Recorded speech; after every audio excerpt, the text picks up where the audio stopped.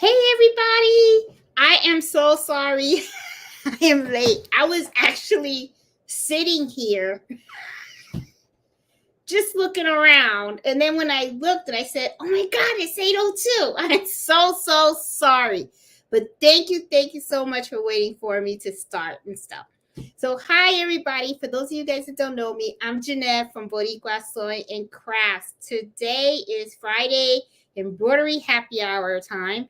And today I wanted to talk to you guys about my embroidery and my business regrets. I think this would be a good topic, especially for those of you guys that are probably new to embroidery or probably going to start thinking about starting a business in embroidery.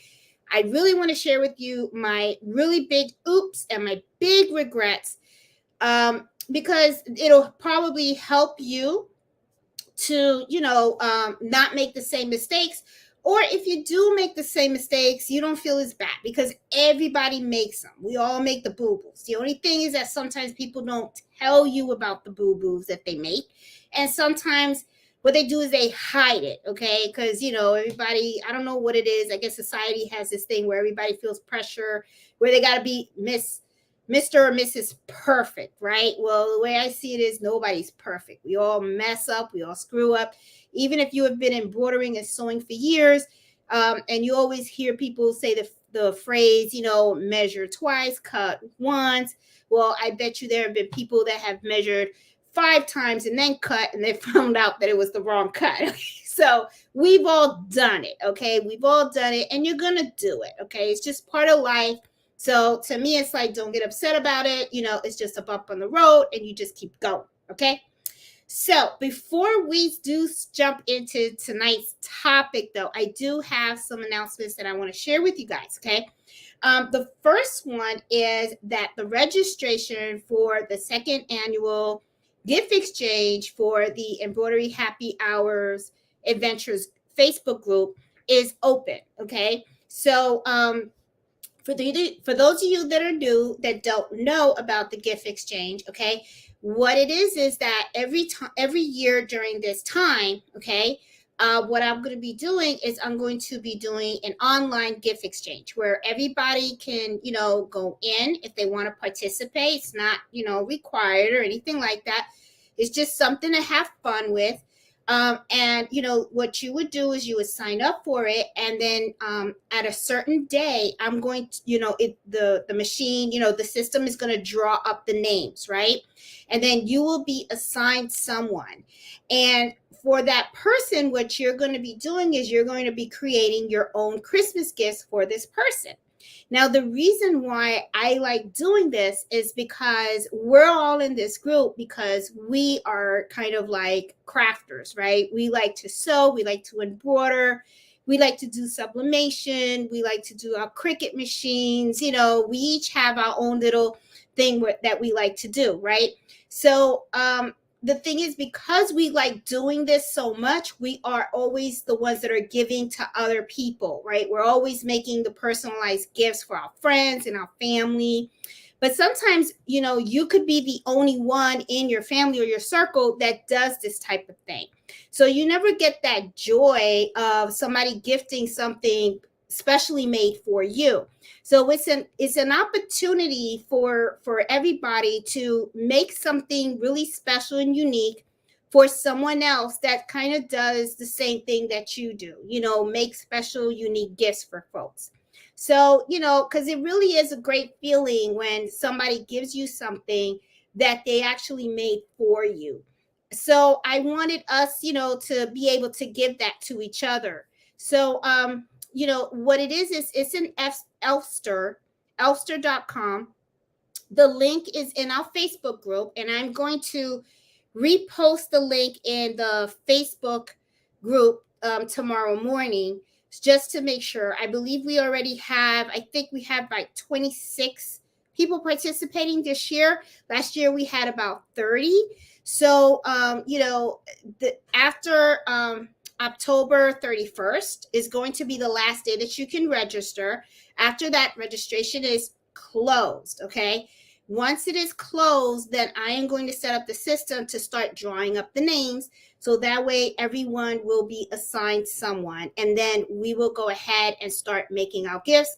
And I believe the last day to mail out your gift to someone will be December 15th. Okay. So, you know, I'm thinking about ways that we can meet up afterwards, you know, after this, you know, December 15th. So that way we can like meet up as a personal group. So that way we can talk about, you know, what we made and, you know, the gifts that we received and stuff like that and share it among everybody. So it's supposed to be a lot of fun, and I'm hoping that it's something that everybody can just jump in and join. Okay. It's not mandatory or anything like that. The only thing that I do ask is that you are part of the Facebook group and that you are serious about, you know, actually giving that gift. Okay. Because I don't want someone to not get a gift. All right. So if you sign up, you're committed, okay, to give a gift to someone. And I am going to be monitoring to make sure that everybody got something. Okay. And if I find that someone, you know, didn't do it, then, you know, I'm sorry, I'm going to have to ban you from future gifts exchanges. I hope you understand. But it's just, you know, but if you have an issue or something like that, like I said, I'm very easy to get in hold of. Just reach out, let me know. Okay. So anyway, I wanted to tell you guys about the gift exchange. I also wanted to share with you guys about an event that I found out on Facebook that is happening within this area, Fairfax, Virginia. There's something called the Capital Art and Craft Festival. And I want to share the screen so that you guys can see the, let's see, where is it? Here it is. Okay, I hope you guys can see it. Can you guys see it? Yeah, you can. Okay, so this is something that I saw on Facebook. Okay, and you know, I saw it and I was kind of like, oh, that's like really, really cool. Now I saw this. Oh, I don't have my phone with me too, in case I lose you guys and all this stuff. But I'll keep watching the chat and stuff. Oh, I don't have my phone or anything. Okay. We'll make this work. All right. So let me see. Okay. You guys saw the screen, right? Okay. So, all right. Well, okay. So you guys can see it. So this is something that is happening at, oh, shoot. I should have had my phone so I could have told you. I think it's the Dallas Expo, okay, in Fairfax. I found it on Facebook, and it's running from today, tomorrow, and Sunday. Now, when I look through here, I did not see anything that says that it is, you know, relating to sewing and crafting and stuff like that.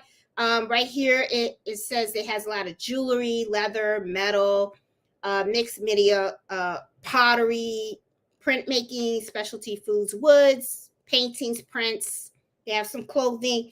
But I figured it'd be cool to check out. So I'm going to be checking that out tomorrow. I probably just head out tomorrow just to walk around, just to see what they have and stuff like that. But I wanted to share that with you guys just so that you guys can, you know, if you're in Fairfax or if you're somewhere around, you know, Northern Virginia or close by Maryland or whatever, you guys can check it out and stuff like that. But I did find that on Facebook and I wanted to share that with you guys. Okay. There is another thing too that I want to share with you guys, which really isn't too good of a news. I was kind of like, all right, what is going on here? All right. So let me show you guys what I'm going to, let me see, I'm going to remove this. Okay, I'm going to stop that. And I have to show this because I want to make sure you guys see that. I'm going to have to share my entire screen because I want you guys to see the email that I got. Okay, now I'm gonna let me get this out, and I should hold on 1 minute. I want to make sure you guys can see what I see. Okay. Dealing with one of these, boy. All right, hold on. Give me 1 minute. 1 minute. All right, so I'm gonna have to load this. Oh my God, we got shadow thing going on over here. Okay. All right, got it. Okay, I got that off the thing. Sorry about that. Okay, so I do have that there. Okay, so what I'm going to do is I'm going to lower this and I'm going to focus on this right here. Hopefully you guys can see this. I'm looking at my other computer. Yes, you can. So as you can see, this is an email that I received from Candle Thread. Okay, now if you guys don't remember, inflation started hitting, prices started going crazy, okay? And then next thing you know, our Madeira thread that used to cost about like, I think it was like $8 for a big comb, now all of a sudden went up in price. And so did everything else, stabilizer, everything, right? And then we found this place called Candle USA Threads, right? And they were selling the big comb threads, really good threads for like $4.99 a spool, right? Well, I just got this email from them, and right here, it looks like they're going to be going up in price as well. And right here, it has dear valued customer, inflation and the current global political situation are continue to affect prices around the world. Raw materials, energy costs, freight charges have all significantly increased, and unfortunately, this continues to affect us all. Although we have tried our best to absorb these increasing costs, we will be raising our prices to be able to sustain and continue providing high quality products and service. Our prices on average will be increasing, going up, about 15%. The price updates will reflect on our website starting the 18th of October. And now we're the 14th, so that means we're not on the 18th yet. Okay, so hint, hint, if you need to get some thread and stuff, you better get it now. I'm just saying. So we encourage our customers to place an order before the 18th to take advantage of our current prices. And we'll continue to provide free shipping on orders over $100. And thank you for your business and continued support of Candle Thread USA. All right, so let me go back to my StreamYard here. Uh-oh, did I lose it?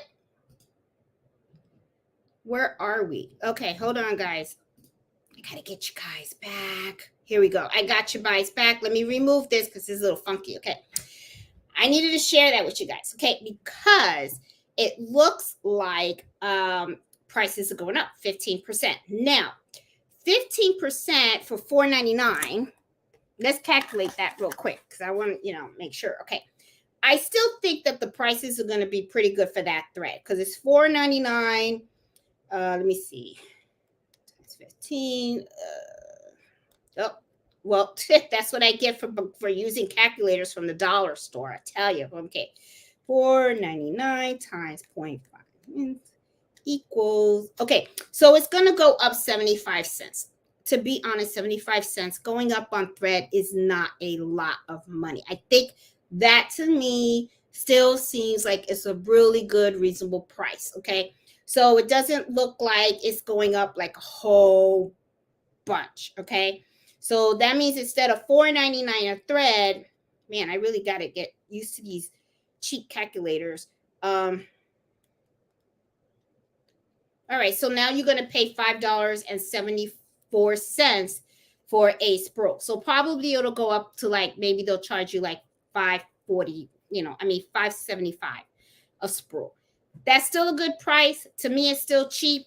And I would keep going with the candle thread. But I just wanted to let you guys know that they are going up 15% on the 18th. I got that email and I really wanted to share that with you guys because you know me, I am very, very frugal. And, if you need to buy thread, this is time to do it. If not, then you're going to be paying 75 cents more later. Anyway, so those are the announcement that I have. I just wanted to share those three things. So let's get into the topic of this evening, the stuff that I regret. All right. So I'm going to talk to you guys about two sides of things that I have done. Big mistakes, big regrets that I have made on the embroidery side. Big mistakes, big regrets on the business side of things. Okay. So let's start with the embroidery. All right. my biggest regret, biggest mistakes that I always make is that I don't read directions. Okay. I don't read those instructions. It's like, and that is one of the reasons why when a lot of people tell me, oh, do in the hoop, it's so much fun. No, it's not, because you got to read it. You got to print out all those papers and all that kind of stuff. And I am terrible at following directions. Okay. And I'll give you an example of this. Okay. This is something that I got from Miss Banks, and I love it to death. Okay. This is the, let me show it to you guys. This is a sanitizer holder. Okay. And I really love this. And she did a beautiful job in embroidering this. And I'm thinking, wow, this can't be too hard. And this is something that is probably really, really simple for me to make. And I can gift it. You know, it can be a great Christmas gift stocking or something like that. So I'm like, let me go ahead and do it, right? So I went to Designs by Little Bees and Designs by Juju, and I bought some designs, in the hoop designs, okay? Well, my stuff did not come out looking as nice as hers because I read the directions, but I didn't really like read and absorb what I was reading, okay? And instead, what I tried to do was cheat. I went into Embroidery and I did the stitch simulator, and I tried to see like what was going to stitch at what time. And I'm thinking, oh, okay, then I would just put this fabric and that fabric, stuff like that. Well, how wrong am I? I mean, it's like, when you try to, when you think you know it all and you don't know nothing. Okay, well, that's what happened. Okay, so this is the one that I made. Okay, and let me tell you two things that I did wrong. Okay. Well, first of all, I did not change my bobbin thread. Okay. I used white. So that's why if you look at hers, she used the pink thread. Okay. Sorry. She used the pink thread on both sides. Okay. See that? And then when you look at mine, look how funky. I got the white thread, the bobbin thread right here, right? And then here I got the black thread. So I didn't pay attention to that detail. Then also you use 2 sheets of the big vinyl. I only used 1. So now inside of mine, okay, when I open this up, you see my cutaway, okay? Instead, you open hers up, you don't see cutaway. You see vinyl, Okay, so here I am rushing. I didn't read the directions, okay, because I thought I knew everything. So I ended up with something really like tacky. Okay, so I was just like, this is not good for me. All right. However, so knowing all this now, this is my 5th try, and I finally got it. Okay. And it only took me about a half hour, which I know you could probably do this real fast. Finally got it. Okay. As you can see, this is the design. Look, I got the black bobbin thread. It all shows. And then if I open this, there's vinyl here, vinyl there. The, perfect. Just perfect. I was even careful this time cutting it. Okay. So I finally got it. Okay. Finally got it. But it took me 5 tries to get this done. So, yeah, not reading instructions. Totally regret it. It's something that a big thing. I make that mistake all the time. I continue to make the mistake and stuff. I just gonna have to come to the realization that when it comes to in the hoop projects and all that kind of stuff, you really need to take your time. You really should print out those instructions. You really should read them, step by step. Don't just glance, read them. And I need to make sure that I don't use the vinyl on my first try. Okay, because it kind of contradicts one of the things that I've always tell people when I tell them, test out your embroidery files before you actually embroider on your product. Instead, I was taking a vinyl, I was cutting it, and here I am testing it out on the real vinyl, and I wasted a lot of vinyl. So But now I finally got it. Okay. But, I was just like, you know, so yeah, not reading instructions was number one for me. Okay. Number two, not testing the designs. Okay. There are a lot of times when you're going to be buying embroidery files and you're going to find out that some of those embroidery files do not exactly stitch out the way you thought they were going to stitch out. They may not be as dense as you thought they were because they showed a picture online and it looked a certain way. And then when you go and you stitch out the design, you see there's probably a lot of spaces or gaps. Okay. And then what happens is that kind of, hold on, that's a little bothering me over here. And then what happens is that all of a sudden it's like, you took that design, you didn't test it out, you put it on your product, and then now you kind of messed up a blank, or God forbid, oh God, you probably messed up a customer's blank. Okay. So always, every time, even when you get something from a digitizer and stuff, because digitizers make mistakes. Remember, digitizers are people just like me and you. They're going to make mistakes sometimes. There have been times when I've gotten stuff digitized and there were it's not that they made horrible mistakes, but there were a couple of things that needed to be tweaked here and there. So, always test them out. Never, especially if it's just a file you bought. I mean, I know sometimes people could think, well, Jeanette, that's wasting thread. But you know what? I'd rather waste the thread than to actually take a blank, embroider on it, and then find out there was a problem with the file. Then you're going to be more of in a pickle then. Okay. So that is something that I really, really regret. One of the big mistakes first starting out was, getting designs, not testing them out. Sometimes I got designs and they were perfect. And in those situations, great. But then there are other times when you're going to buy them and they are going to, sometimes they just, you need them in a certain size. And sometimes it's like, it'll stitch out perfectly for a 4x4, but when you need it for a 6x10 or something bigger, sometimes what happens is maybe the digitizer didn't, increase the stitches in that design, and maybe there's more gaps and stuff, and it's not as dense as you wanted it to be. You guys got the picture. Okay. So anyway, big regret. You got to test out those designs. Okay. So don't mess around with that. The third mistake that I make a lot is in embroidery, and it's something I still do, and I have to check myself, is using the wrong needle. Okay. You really have to know when to use a sharp needle and when you should use a ballpoint needle. Okay. Sharp needles cut. They cut in through the fabric. Okay. And they will pierce your fabric. So when you have stuff like a shirt, like a t-shirt, like what I'm wearing right now, this stretches. Okay. This is stretchable fabric. You don't want a sharp needle on stretchy fabrics. Okay. For the simple fact that sharp needles pierce through the fabrics and the fibers. Okay.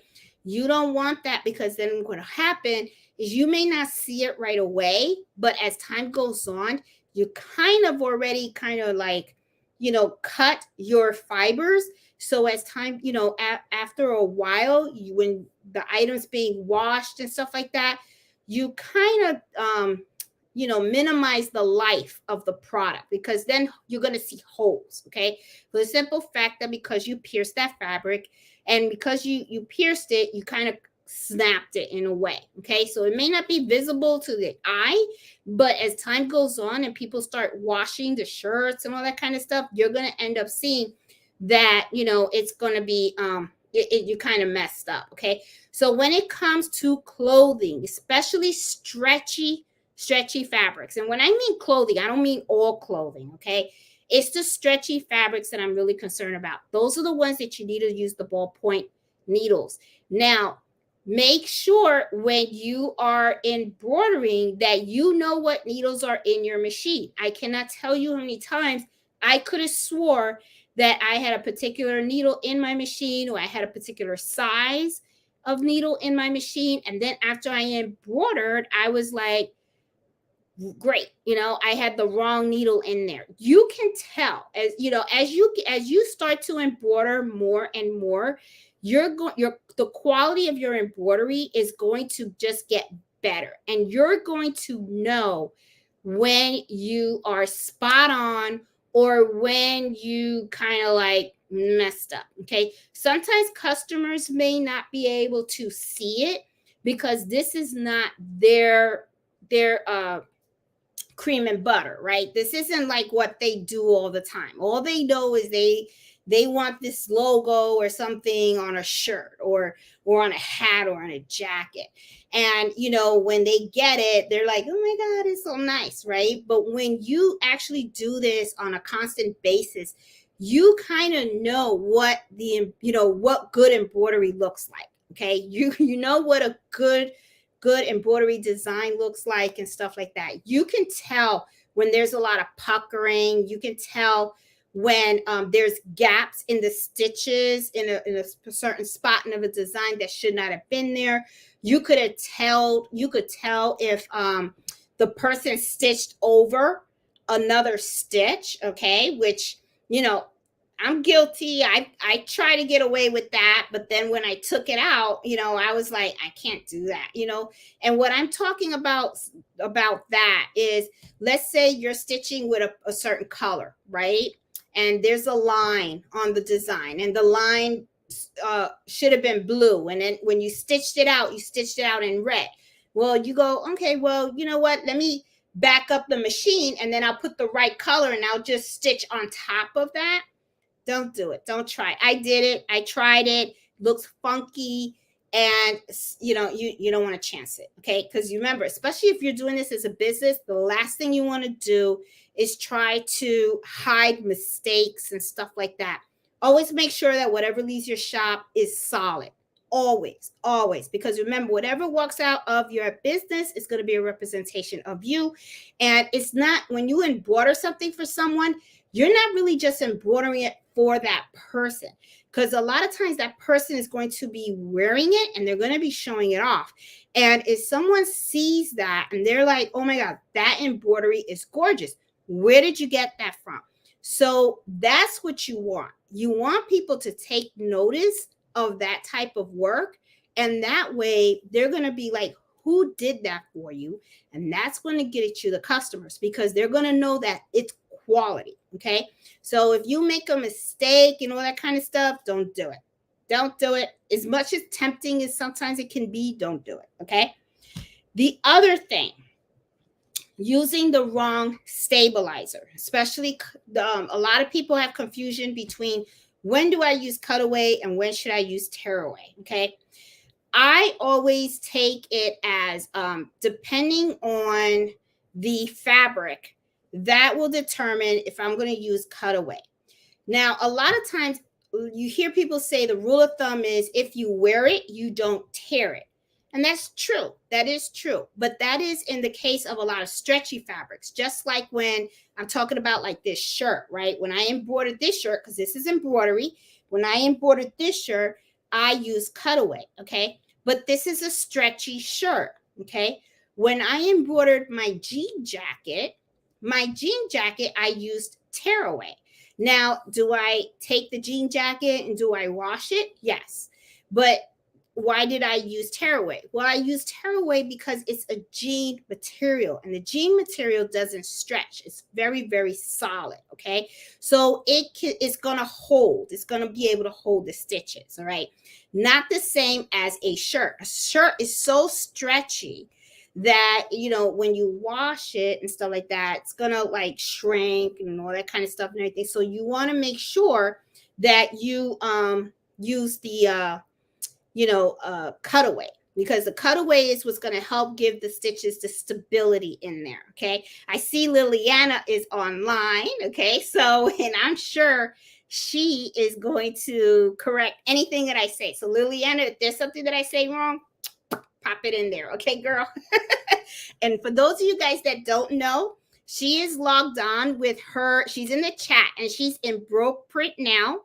And she's the young lady that I always talk about, okay? I mean, she's the one that it's like, she's got my dream job, okay? I mean, she has all the embroideries and all the, I mean, her embroidery machine. She owns her own business. She's been doing it for over 20 years. And I think one day I'll probably reach out to her so that she could join us on the chat and stuff. So that way, I can, like, you know, we can get to know her and stuff like that. She has an awesome, awesome channel too. So subscribe to her channel and stuff. So let's see. Using the wrong thread. That's another big mistake, okay? And let me talk to you about thread also, okay? Quality matters. Quality matters, okay? So depending, you know, I actually like using Madeira thread. I really do. I like Sim thread. I like Madeira thread.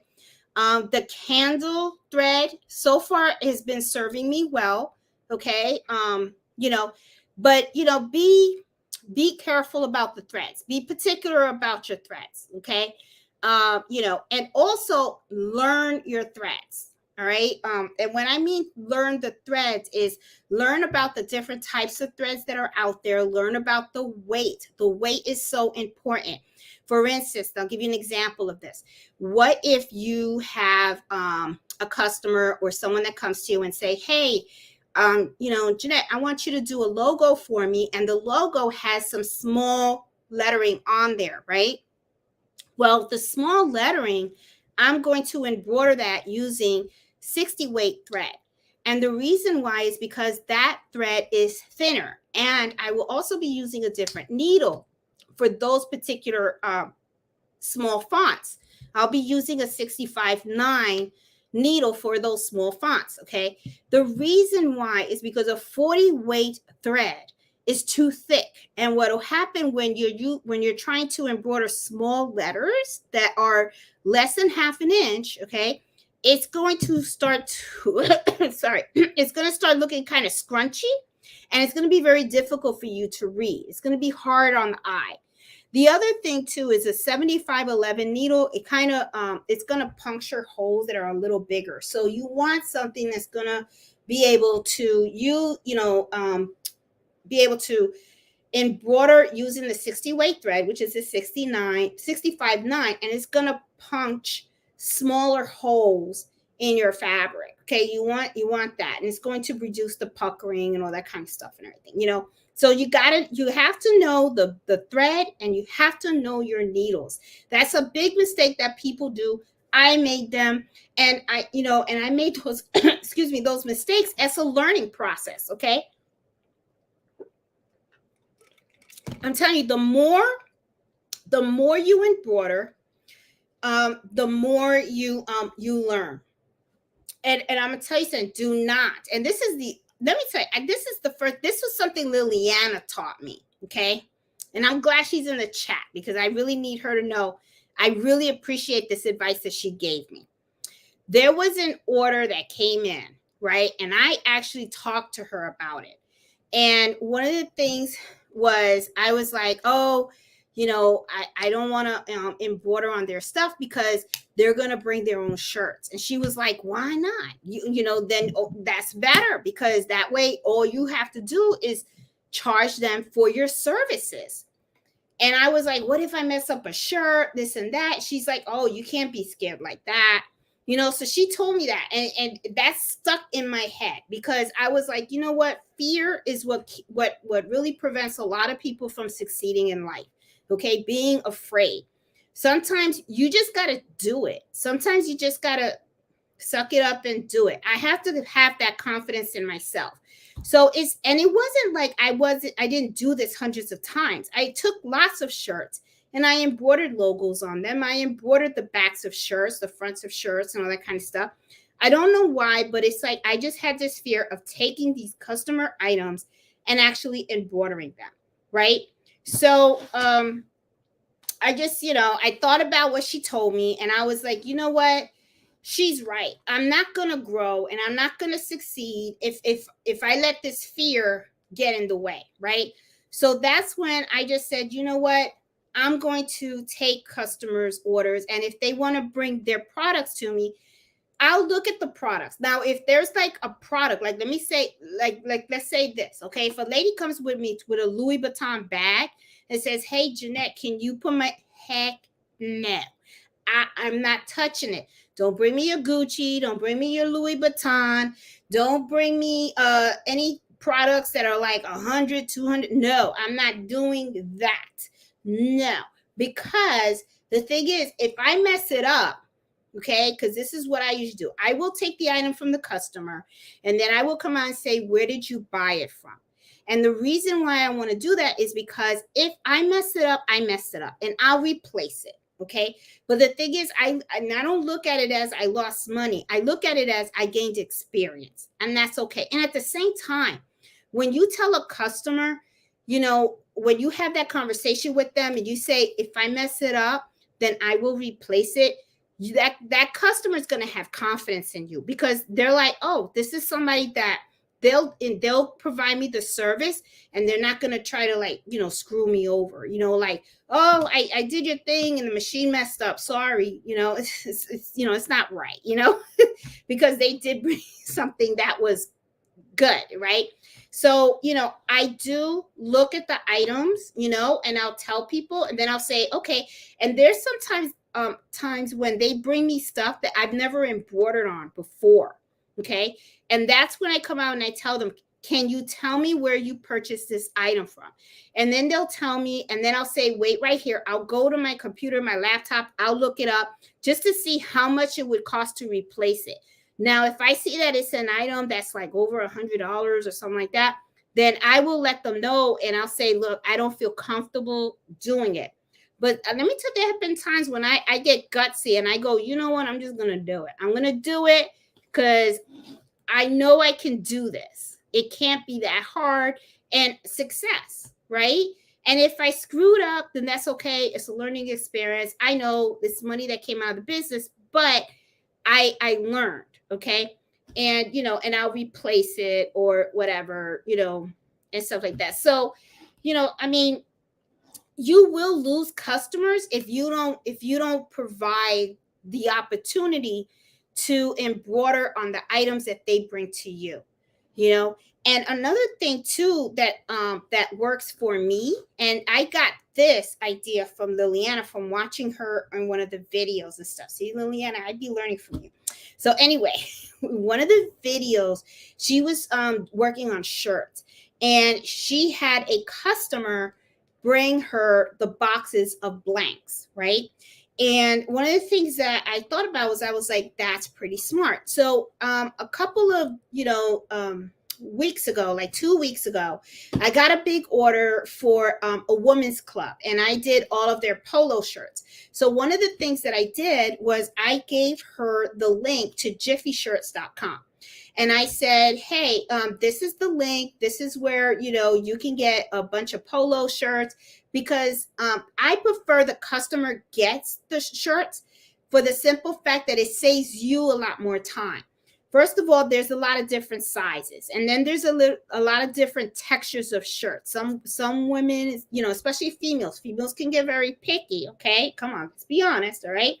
Sometimes some of us like fitted shirts, some of us like loose shirts, some of us like shirts that are soft, or some of us like shirts that, you know, are kind of like in the middle and stuff like that. They don't like them boxy.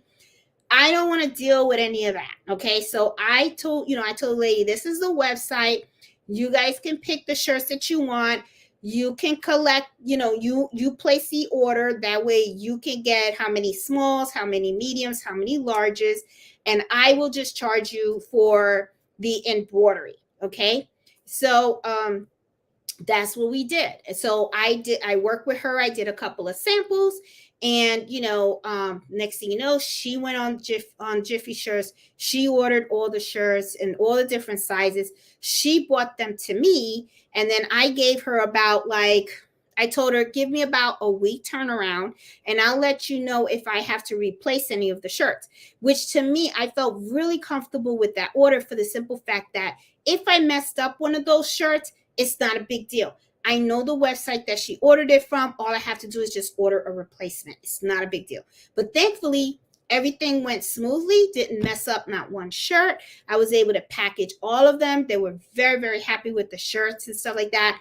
So it just works out. So, you know, yeah. So anyway, going back to what I was saying is you got to make sure that you know about stabilizers and making sure that you're using the right stabilizer. Okay.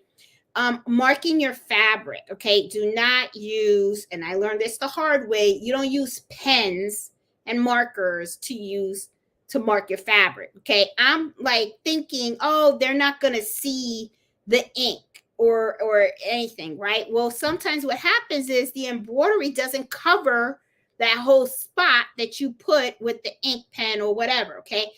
It there's, when there's chalk out there and there's water soluble whatever, those special pens for the fabrics, there's a reason for it. Okay. So I learned the hard way, you don't do that. Okay. Rushing is something that I know I have to deal with. I'm kind of pissed off at myself right now because I had an order that I had to get done tonight. So that means I'm going to have to get up early in the morning and I'm going to have to do this order. Okay. So as you guys know, I like to sell kitchen towels. Okay. So I got an order for my kitchen towel. Okay. Came out cute, right? Love it. Look what I did.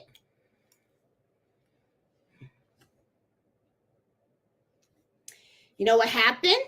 I'm going to tell you what happened, okay? And this is not going to the customer. This is going to go to my mother, okay? Because my mother's the abuela in the family, okay? Me and my sister don't have any grandkids, so I can't pass it over to Nancy, all right? So when I did this, okay? Remember I was telling you guys about using the same color bobbin thread as the top thread? Well, I used black bobbin thread, okay? When I do these kitchen towels, especially the ones with the white towel, the bottom should be a white bobbin thread. So I went ahead and I spent a whole hour embroidering that kitchen towel and I didn't change the bobbin thread. So as you can see in the back, it looks really, really dark. Now, I do put Tender Touch on top of it, but it's dark and I know you're going to see it. Now, for some people, they'll be like, well, Jeanette, that's not a big deal. I know. And the customer probably won't know, but I'll know. And I don't like doing that. I like my stuff to be perfect. So it's not a loss. Okay. So Mom, if you're watching, yeah, this is what you're going to get for Christmas. Okay. So that you can hang it in your stove. So, yeah. So,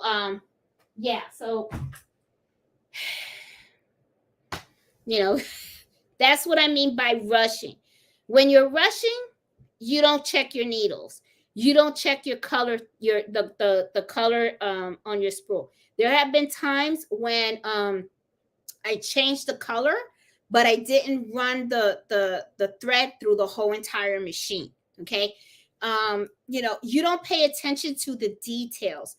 If you have to rush, honestly, the best thing to do is just slow down and just say, okay, let me see when I can have time to do this. And then just do it when you have the time. Don't rush. I'm telling you, don't rush. Okay. The other one, walking away from the machine. Big regret. You have no idea how many times I've walked away from the machine. Okay. It always happens when I walk away. It's like the machines are running fine. Okay. And then I'm like, oh, nothing's going to happen. Everything's fine. And then I'll just go downstairs. I'll have a needle thread break or something like that. Or I'll have some nesting happen, okay, or something.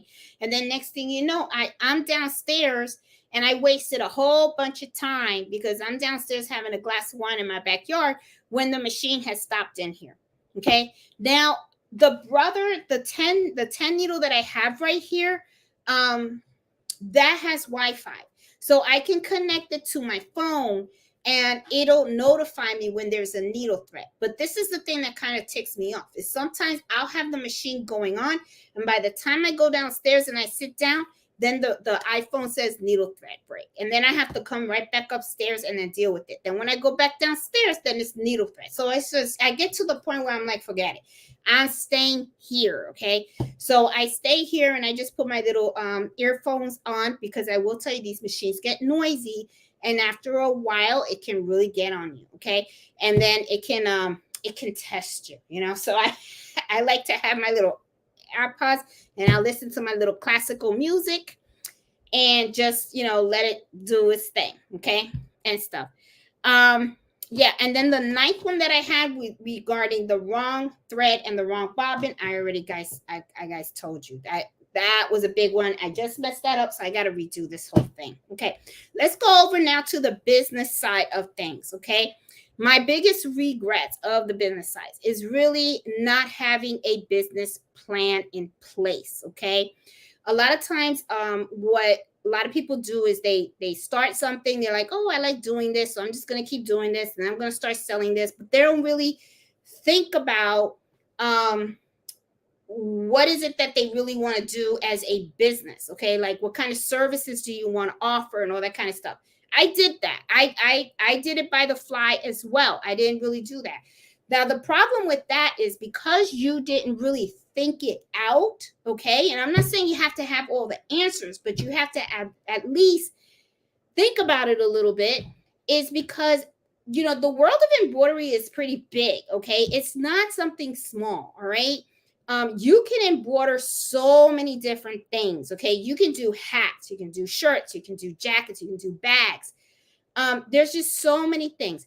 Then you have digitizing, the world of digitizing, right? Do you want to just do machine embroidery, or do you also want to provide services as a digitizer as well? You know, there's so many things you can do. But the thing is, you know, you can't do everything, okay? You can't take the whole ocean, all right?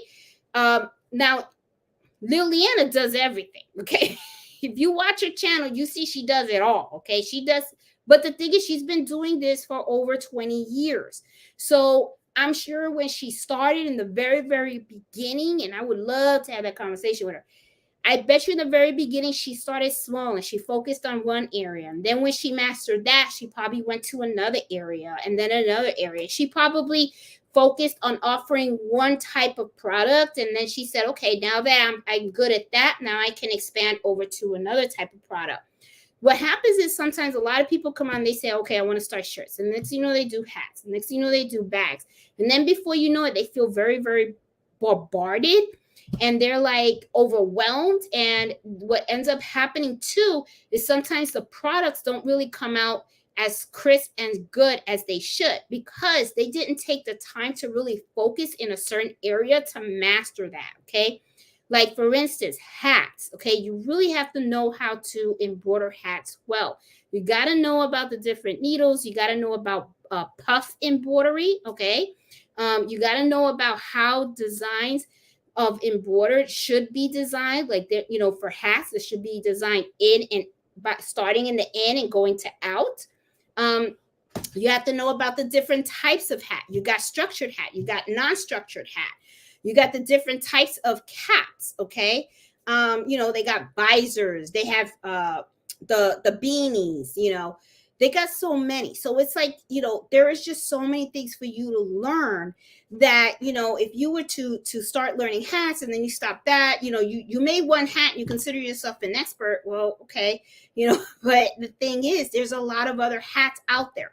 So you really need to think about that. So when I'm talking about thinking about your business plan, think about what it is that you want to do. What, you know, and think about goals. Set your short goals and set your long-term goals, okay? Where do you want your business to go 6 or a year from now, okay? Like short, you know, anything, you know, below 5 years is kind of like a short-term goal. What do you want to accomplish within those first 5 years? Then long-term is, where do you see yourself after 5 years, 6, 10 years, 15 years, 20 years, you know? And so I would love to be a Liliana. I really would. I mean, you know, I mean, that I would be like, oh man, I did it, you know? But anyway, but the thing is, she did it for a very, very long time. And I am really, really sure if I had the time to talk to her, that she would have told me that she had started small and she had to build up. Okay. Not only do you need a business plan, this is the second one, and I regret not doing this. Okay. You also have to set up a marketing plan. Okay. No one's going to know that you even exist if you don't market yourself. We are now at a time where social media is so huge, okay? We are on our iPhones and all you see is ads on Facebook. All you see is stuff all over on social media, Twitter. Now we got that TikTok. Now I'm going to be honest with you, okay? I'm not a young chick, okay? So, I am not these new millennial things like my son. Okay, my son is 22 years old. He's on that stuff. Me, I'm a Facebook chick. That's as far as I go. All right, and it took me a while to learn that. So you really need to think about how are you going to use these platforms to expand your business. Okay, how are you going to get there? So honestly, I am trying really hard to try to get my son more engaged so that he can help me so that I can go and start marketing my shop more on TikTok and Twitter and all this other stuff. Okay. Instagram and all that stuff. Cause I'm really, I suck at all that. I really, really do,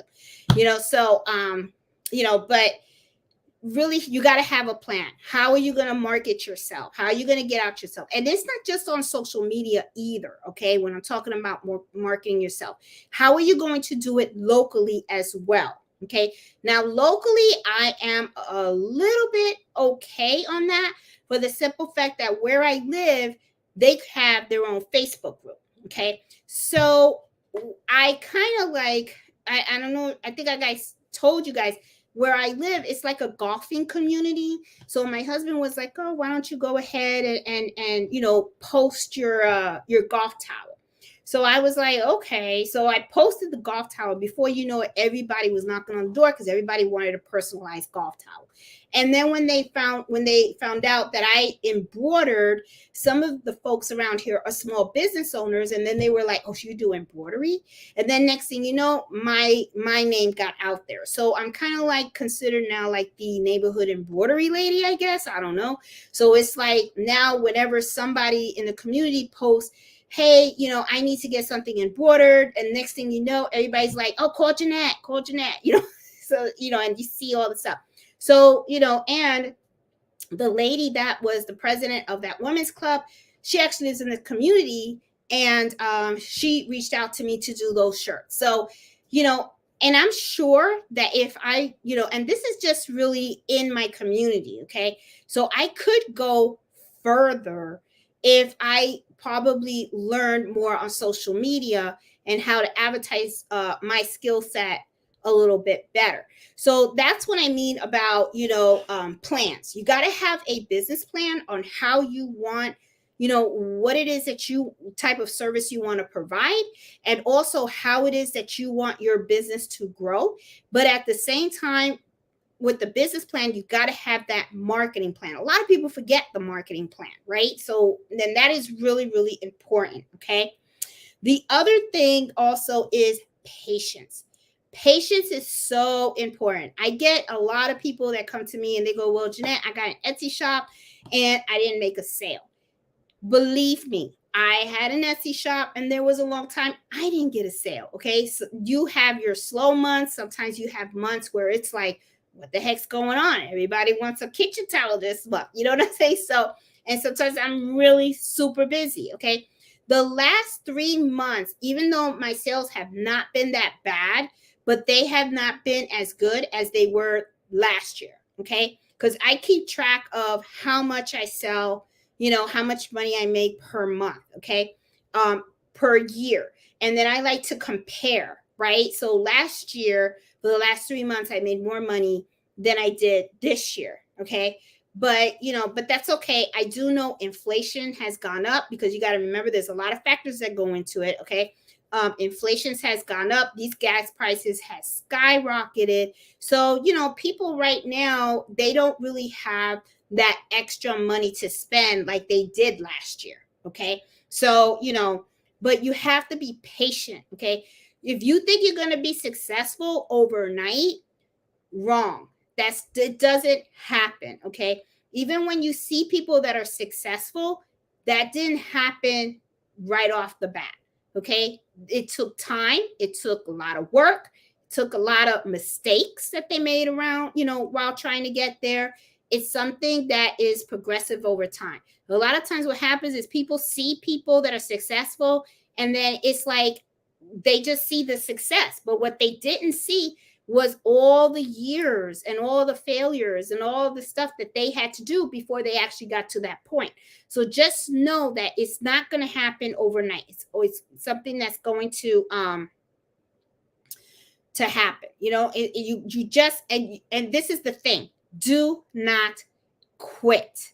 That is the most important thing. Okay. You got to have patience. You got to be on it. Okay. This is your dream. This is what you want. It's going to happen. And this is the thing. Sometimes it could be that maybe you're just doing something wrong and you just have to tweak your method a little bit. Like maybe you have to market a little bit better. Maybe you just don't have that right product right there. Okay. Maybe you have to see what's actually selling and you have to tweak your product a little bit so that way you can get that audience out there. Okay. Because you got to remember, there's got to be a demand for what you're trying to sell. Okay. So, it just takes patience. Okay. The other thing, and this is a mistake I have done, is the overspending. Okay. Sometimes you think, oh, there's going to be, I need this, I need that, and all that kind of stuff. And then you look around, and then I'm like, wait a minute, what the hell did I buy that for? I'm not even using it. Okay. My overspending has been in threads. Okay. Now, the thing is that there's a reason for my overspending in threads. It's because I do have this channel, and sometimes when I see a good deal out there, I'll go out and I'll buy it, and then I'll look at the thread, and I'm trying to test it so that I can see if this is really a good thread or not. And I want to let you guys know about it. Okay. And, if it's a thread that I see that really sucks and stuff like that, I'll let you guys know about it too. Okay. And then I'll just use that thread for something. I'll find something. But what ends up happening is I do have a lot of threads and a lot of different colors. And all of the towels that I have in my Etsy shop has, I already have the colors that I use for those towels. So, but it does help in a way, because when I do have customers that come in and I have to work on logos or do a person's name or something like that, I do have extra threads in all these different colors, so they can come in and they have a variety to choose from. So it could be a good thing, it could be a bad thing. Okay. The other thing too that I do is sometimes not spending enough in areas that I should be spending money on. Okay. And I'll give you an example of that. Last year, I ran into the problem of running out of bobbins. And then there was a shortage of bobbins. And I was in a pickle where I actually had to go to the sewing shop, and I just brought Susie out. I was like, how many of these magnetic bobbins do you have in the store? I need to buy them all. I don't care the price, just give it to me, because I had orders and I had to fill them, and I was down to like 3 bobbins. And I was like, there's no way that I was going to finish all those orders with only 3 bobbins. Okay. And I needed to get those orders out because I did not want to refund all that money. Okay. So, you can overspend, and then sometimes you can underspend. So you have to really think about what it is that you need. Okay. Like stabilizer. Do you have enough stabilizer? Do you have enough blanks? Do you have enough bobbins? Because remember, without the bobbin thread, that machine ain't working. Okay. Do you have enough thread of the colors you need? Not just threads. Anybody can have any kind of threads, but of the actual colors that you need for the designs that you're working on. That is really important. Okay. Now, this is another mistake that I made big one, and I know that a lot of people can relate to this. Underpricing your items. Big regret. A lot of times people do it for two reasons. Sometimes they're just starting out and they just want to make a sale. And they will cut the price down just so they can make that sale. Okay.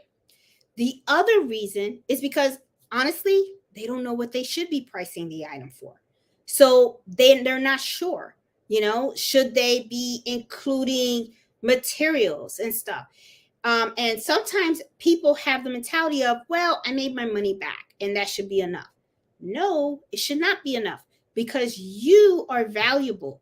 You are worth something. Your time has to be accounted for those prices as well. Okay. So it's really a hard thing to do, to know how to properly price a certain item. Okay.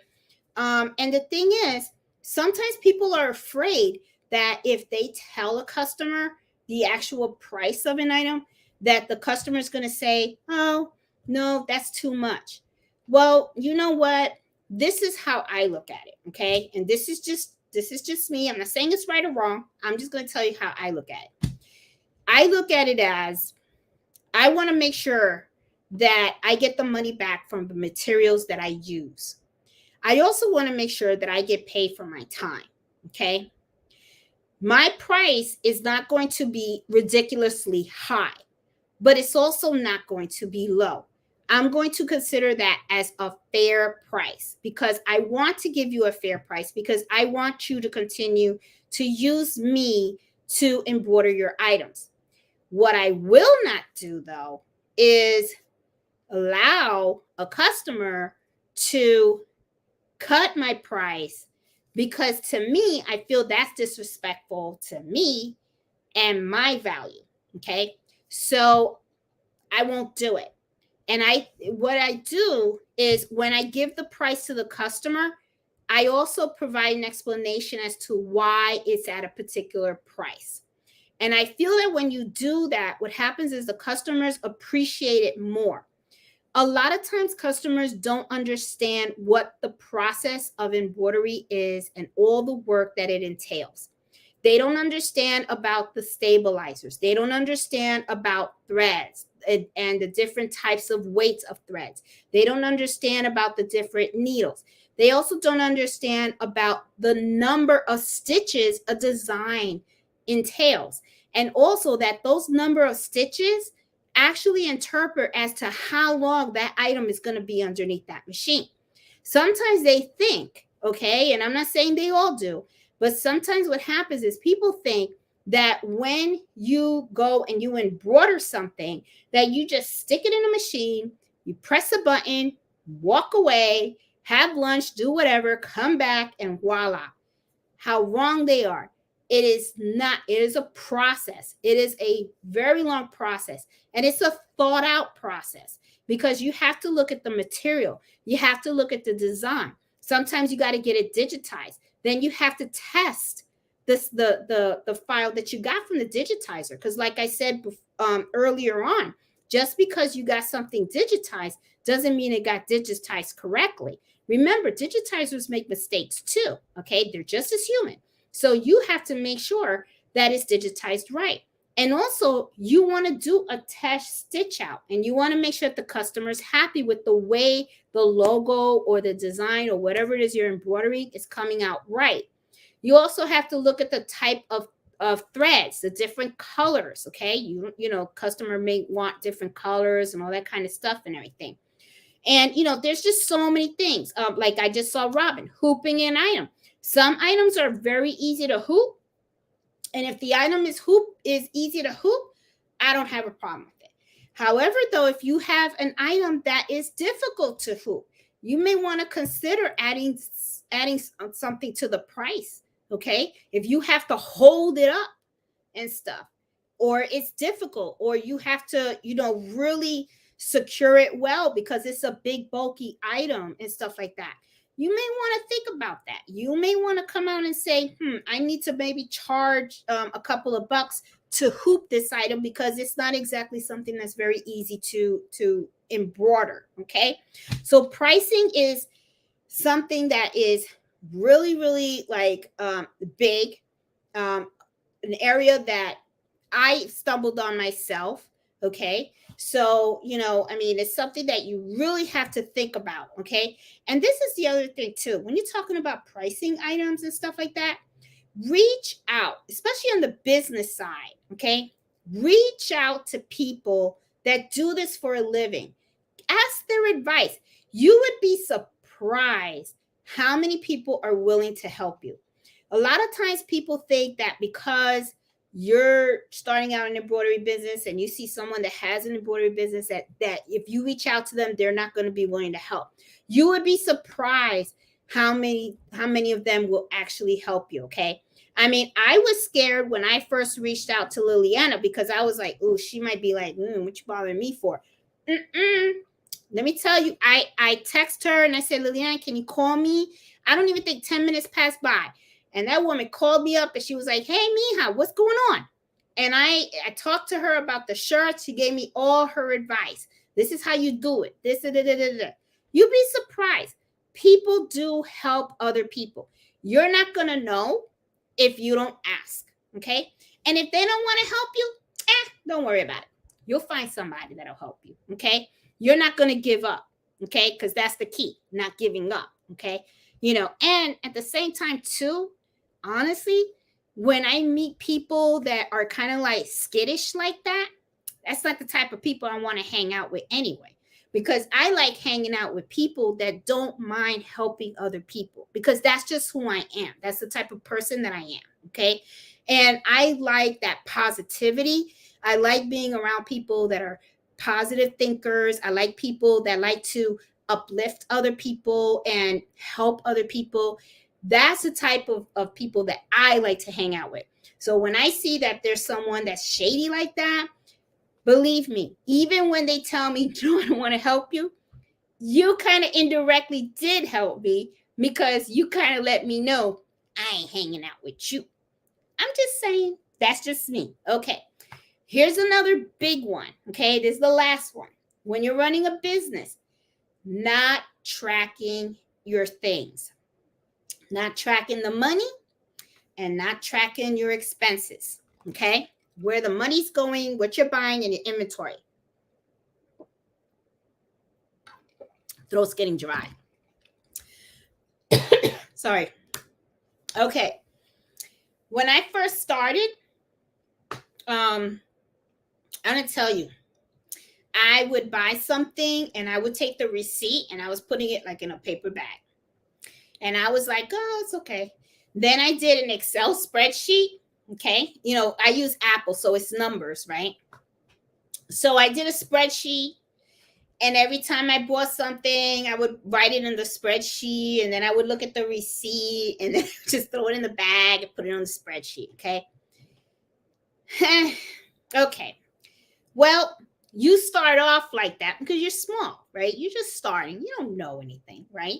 So you're just, okay, I just know that I got to keep track of what I'm selling and I have to know what I'm buying, right? Well, what happens is when you first start out, that's okay. But then what ends up happening is you're going to start making more sales. Your sales will grow. And you're going to have to start giving out invoices, okay? And you're going to have to find a way how you're going to keep track of all these receipts. And you end up learning that there are more things that you're supposed to be tracking besides what you buy and what you sell. An example of that is miles. Every time you drive out to see a customer, and that driving back and forward is a tax deduction. Every time you go to the post office to deliver your packages for customers, tax deduction. Every time you go to an event, like you take a class or you go to a craft show or you doing something, okay? Tax deduction, okay? So you're going to have to, I mean, maybe in the beginning you could probably do the spreadsheet because you're just starting out.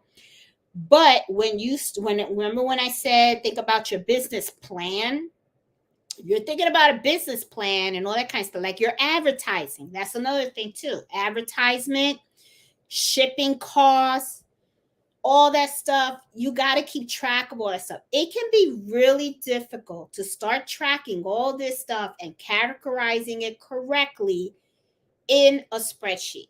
You're going to end up with a mess. Trust me.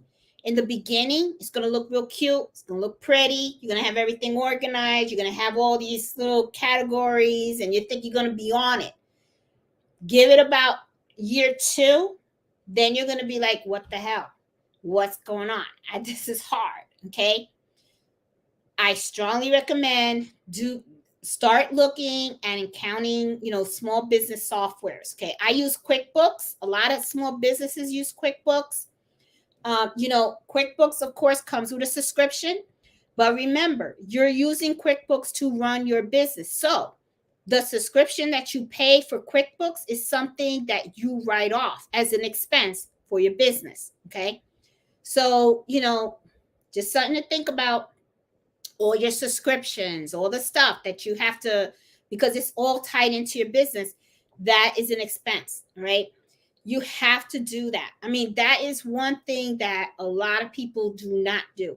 And to be honest, it's like you got to do it, okay? And she said, make sure you're on an LLC and not a sole proprietor. Oh, yeah. Yep.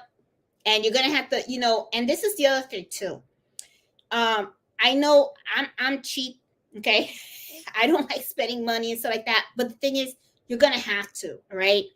You want to make sure that you're doing everything legally, okay?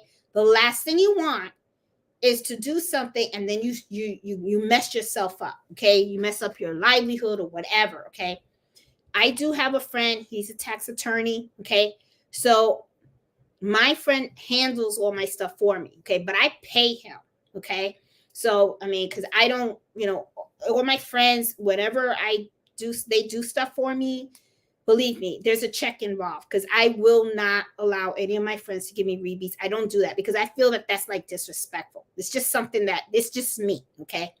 And so because I respect them, So when Emmanuel comes in and he does my books and all that kind of stuff, and he does my LLC, he did my LLC and all that kind of stuff and everything, I trust him because this is his business. This is his livelihood. This is what he does. Okay.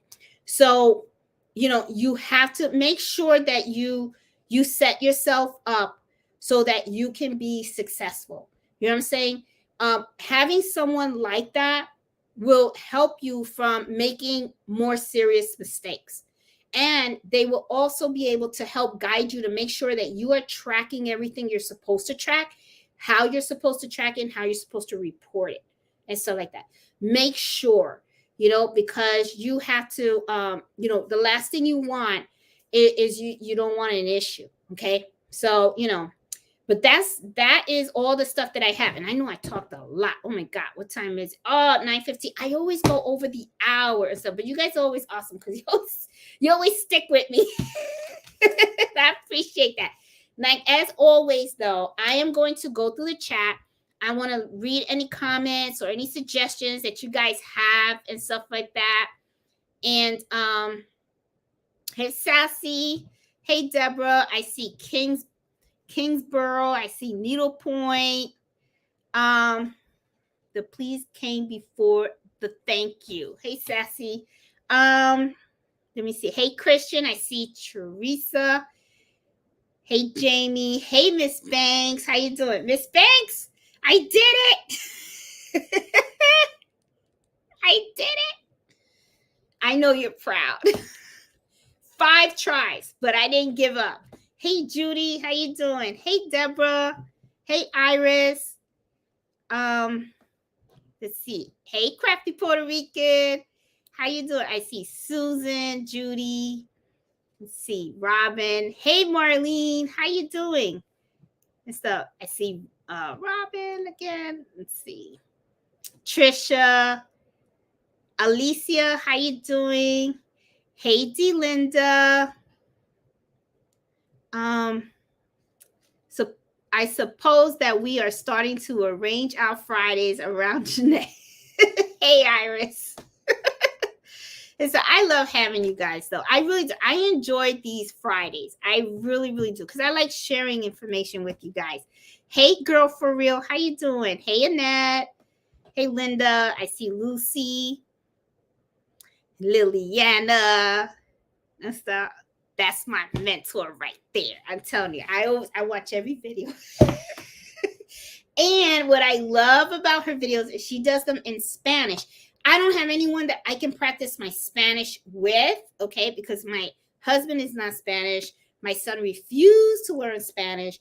I don't have anybody. So when I watch her videos, I get to practice my Spanish. So I'm like, oh, and so, because then when I go visit my mom, she gets mad. And then she goes, oh, se te está olvidando el español. You're forgetting your Spanish. Because then it's like, I'm like, oh, how do you say that again? So she gets mad. My mom gets mad and stuff. Hey, Nana, how you doing? Let's see. Oh, Liliana just got home. And so, let's see. Uh-oh, I just hear Mello. Hey, Mello, how are you? As you guys can see, he just showed up. How you doing, Papa? You want to say hi? You sleeping with Dada? You see that tail? That dog's a mess, I tell you. I see my sisters on there. Hey, Nancy. Let's see. Oh, and I know prices are crazy. Customers are also complaining, but it's our reality. It is. Yeah, I was not shocked when I got the email from the Candle Thread USA saying that they were going to have to increase their prices. Totally got it. I totally understand too, because, everybody's in business to make money, not to lose money. So, if their costs and everything is going up, it's only right that they have to increase it. But, when we calculated it, it didn't look like it was going to be a big increase. So to me, I'm like, that's okay. An extra 15%, we're good, and stuff. Hey, Bonnie, yep, 574 a thread. That's not bad. I don't think that's bad at all. And stuff. I've been trying to get into the Candle site all evening. I don't know if they're getting overloaded. They probably are, Judy. And you know what? I would not be surprised if they did get overloaded, because people are probably trying to save those extra pennies in the order. Hey, Nana. Oh, it's showing. Yes, because they don't plan on, I think they said they were going to do it on the 18th. On the 18th is when they were going to raise their prices, Nana. So, it doesn't pay to cheat. It sure doesn't. That's why I don't do that. I don't cheat. Like, and even people at my job, sometimes they get mad because I tell them, don't ask me to lie. Because I'll sing like a bird. That is one thing for sure. That's why I tell them, you can't tell me no secrets, because it'll be out there. Because I'll be like, no. So in IT, when something doesn't work, if the system doesn't work, it don't work. I'm not going to say it works a little bit. I'm just going to say that thing don't work. Needs to go back to development. Let me see. Sandra, I'm right with you. I don't always understand directions all the time. Yeah, I even did an In the Hoop with Nancy, and we were on there, and I think Nancy was starting to get a little mad at me too, because I was reading the directions, and she was like, no, that's not what it means. So I was like, damn, but what was so funny was, I think hers came out okay. I think I know mine had an error or something, because I didn't follow the directions and stuff like that. But yeah, the directions is kind of like, I just have to keep doing it and doing it, And so, but like I said, hey, 5 times. Okay. And now I'm looking at it and I'm like, oh, now my thing is I didn't cut. See how I cut mine? See, it's not really like smooth. Okay. If you look at Miss Banks, this is perfection. This is perfection. Look at this. But she's been sewing for 30 years. Okay. So it's perfection. It's like, I look at how she cut it and I'm like, she's cut. And then I'm like, let me get the pointy scissors or something to see. But as you can see, mine is not like, you could tell. I mean, I tried, but it's not like, it's not Miss Banks quality. Okay. So, but I'm going to get there. But this is try number 5. And then I'm thinking if I do finally get this right, then I can probably give these as gifts. That's what I'm thinking. So I don't know. We'll see. But I'm starting to warm. I'm not gonna say I love in the hoop projects. I'm gonna say I'm warming up to it. Okay. I'm just warming up to it because you can see I'm working. I gotta redo this for my sister. And as you can see, I messed up the tab right here. See how I cut that off right here? They're supposed to be stitches. I cut it off. So I'm going to redo this and then I'll send this to Nancy and stuff. But it'll probably be 5 times before I get this right. You never know. So, just, but that's the in the hoop. I mean, the directions, it just messes me up all the time.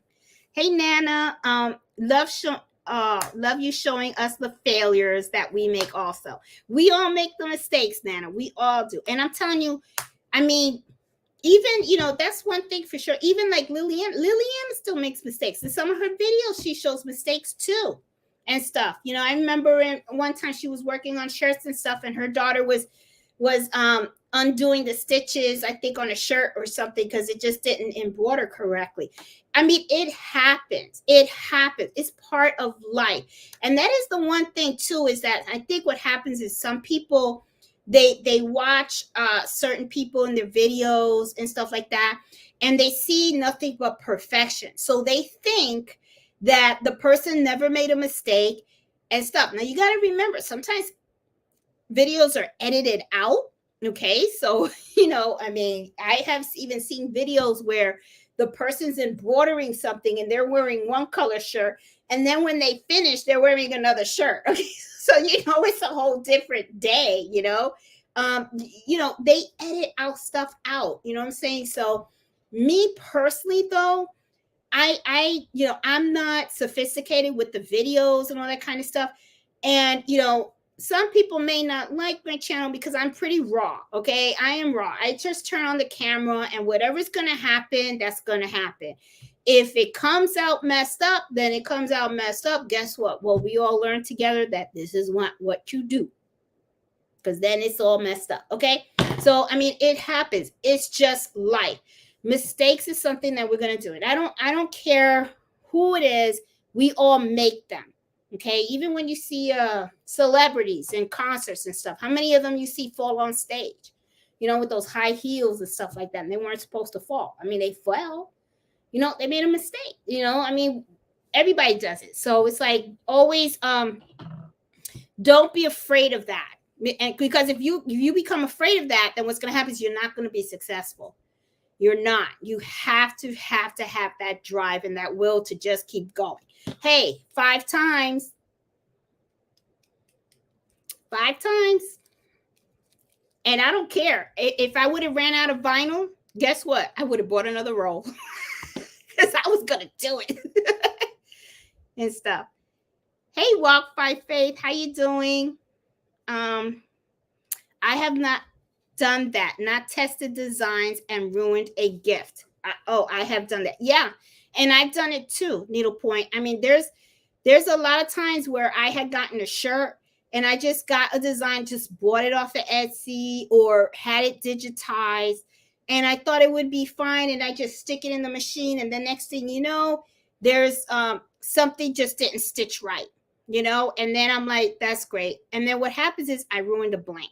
So what I usually like to do is I will take a scrap of fabric and I will embroider on that, or I will take felt and I will embroider on the felt just to see how the stitch out comes out, to make sure that it comes out right. Now, the only downside of testing your design stitches is time. That's all it is. But the way I see it is, you should never be rushing anyway, because when you rush, you make mistakes like this, because this was me rushing. Okay, this was me. The order came in. I said, oh, let me turn on the machine. Let me just smack in the towel and do it. I usually all the time, because I change my needles all the time. I go from 65.9 to a 75.11 all the time. I go from sharp to ballpoint all the time. I usually have 60 weight thread or 40 weight thread, because I work on a whole bunch of different stuff. So depending on what I do is, that's what is on the machine. So before I start a project, I usually always make sure I got the right size needles, got the right threads, and the right bobbin. I had the black, and because I was rushing, I was like, oh, it's fine. And I smacked it in there, and now I got black bobbin at the bottom. And I'm not going to give that to the customer like that. So I'm going to have to redo this towel, and, because it should have the white bobbin. And then I'll put the tender touch behind it, so that way, it covers up all of the stitches and stuff like that. I could still put tender touch there, but the thing is, it is a white towel. You're going to see a lot of the darkness. I don't want them to see all that. It's not worth it. I don't want a bad review or anything like that. And the thing is, why? Why? It's my mistake. Just live up to it and stuff. So, hey, Sandra, how you doing? I read the directions and always, yes. And another thing too, that in the hoop projects, sometimes you can find in the hoop projects that also have the videos. So, it's not just the directions. Sometimes they'll have videos where they actually show how to do it. I think Designs by Little B, and I think Designs by Juju have videos too. So it kind of gives you a visual. And so, because I am a visual learner, so sometimes, reading the directions and stuff, it doesn't sink in. Nancy has to yell at me. She yelled at me a lot.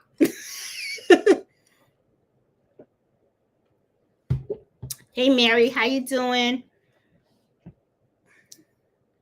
You now have the knowledge of how it works. Yes, I do. Thread is cheaper than most blanks. Yes, Nana, thread is cheaper.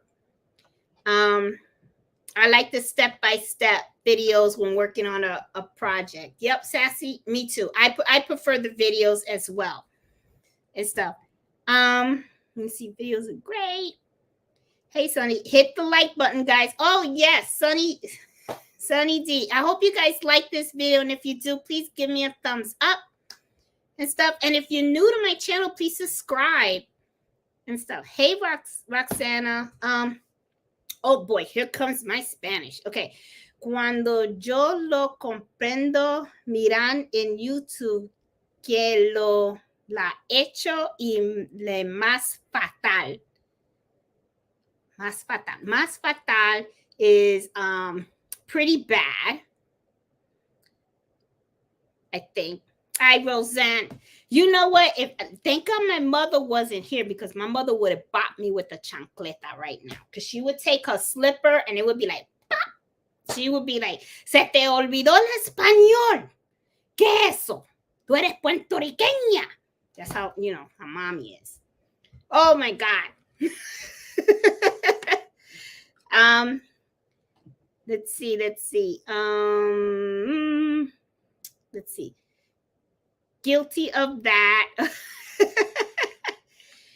You don't want it to bite you in the butt. Yep. Can you use ballpoint needles? Yes, you can, Terry. You can use ballpoint needles on multi-needle machines. I use the organ needles, and they have the 7511, and it is ballpoint. And I usually get my needles from you could get them on Amazon, but I'm gonna tell you something, Terry, Be cheap, girl. Be cheap. Don't go, to just one place to buy them. Okay. Check the price on Amazon. Then go to Allstitch. Yeah, allstitch.com sells needles too. Look there. There's another place called Hab. It is HAB and then the plus sign dash, okay, .com. Go there and see how much the needles cost there. Okay, I like the organ needles. Okay, you could use the other brands too, but I'm just an organ needle. I like that brand. It's always worked for me. Okay, especially for the multi needles. So, but do cost price comparisons. Okay, do price comparisons because just like candle thread is saying inflation's gone up and everything like that. Well, you know what? Get the best bang for your buck. That's all I say. And stuff. So, but yeah, you can use ballpoint needles on the multi-needle machines and stuff.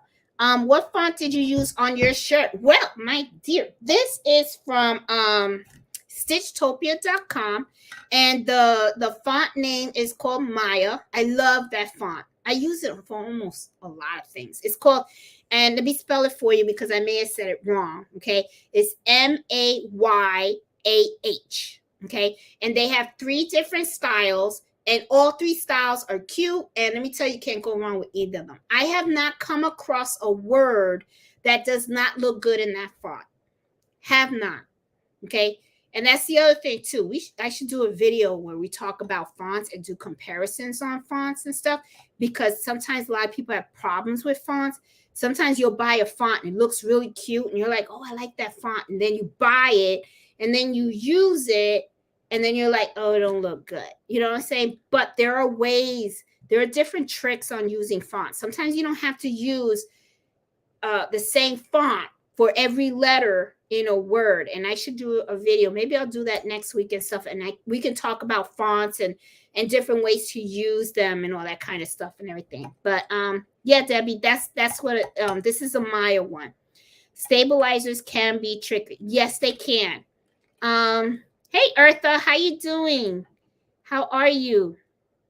Oh, Liliana says, oh, you are correct. So I guess there's no corrections yet. There's no corrections yet from the master. Let me see. Do not know all about the needle point. And this is another thing too. I have this. Do a Google. If you Google, right? Google this top line right here. It says Fabrics 101 Stabilizer and Design Guide. Okay. Google it and you're going to see an article. Okay. Now, the reason why I say do that, okay, when you said, would you use a sharp or a ballpoint needle and all that kind of stuff? What this does is it tells you, look, fabric, the stabilizer and the backing, the type of the design, and the needle you should be using. See that? So this kind of helps you as a little guide, because this is usually what I use, okay, as a guide, so like let's say I want to do jeans, right? And I've showed this in the past. Denim, there you go. Like, remember when I was talking about my jean jacket, right? And stuff. Well, it says here to use cutaway, but I use tearaway. But the reason why I use tearaway is because it's not flexible. And it worked, But it says use a 75 sharp. I used the ballpoint. I didn't use the sharp. But yeah, but it gives you an idea. It's something to, to go by if you're not sure and stuff like that. And this is another thing too. When you're really not sure, ask on Facebook and get different people's opinions and stuff like that, and stuff. Like I said, ask around. Don't be afraid to ask people for help, because people, you would be surprised how many people out there are willing to help other people. you know, and stuff. Oh, Liliana said, I don't change Threads brand. I'm very particular, so I'd rather pay more than later regretting it. That is true. If you know something that works well and it's good quality, because that is true, because she's got a point. Quality matters. Quality matters. The type of thread that you use matters. So sometimes, you know, depending on what you're working on, sometimes you could use the cheap stuff. Other times, you know, you really want quality thread. And so I don't know what brand she uses though, and stuff. But it's the same, and the same goes with blanks too. You buy really cheap blanks, I don't know how long they're gonna last, you know, or how well the embroidery will look on that, you know. So that's something else to consider and stuff. Hey Ozzy, how you doing? Haven't seen you around in a minute. Hey Jenny, how you doing? You charge more money with customer products. Yes, I do. And Liliana's got a point too. Because if the customer brings me the item, I charge more, because the thing is, I'm charging for the service. You know, that's why. So yeah, I find that I make more money when the customer brings me their items. And so, because I got the machines, I got the thread, you know. So, you know, hey Gail, how you doing? Let's see. Hey, Miss Parker. Okay. Any video tutorials on the end-to-end quilting on the SC1900? I'm gonna throw that, Miss Parker, to Nancy, because she is the quilter in this family and stuff. My sister is getting into quilting. So and she's got the SC1900. So Nancy, there's an idea for you and stuff.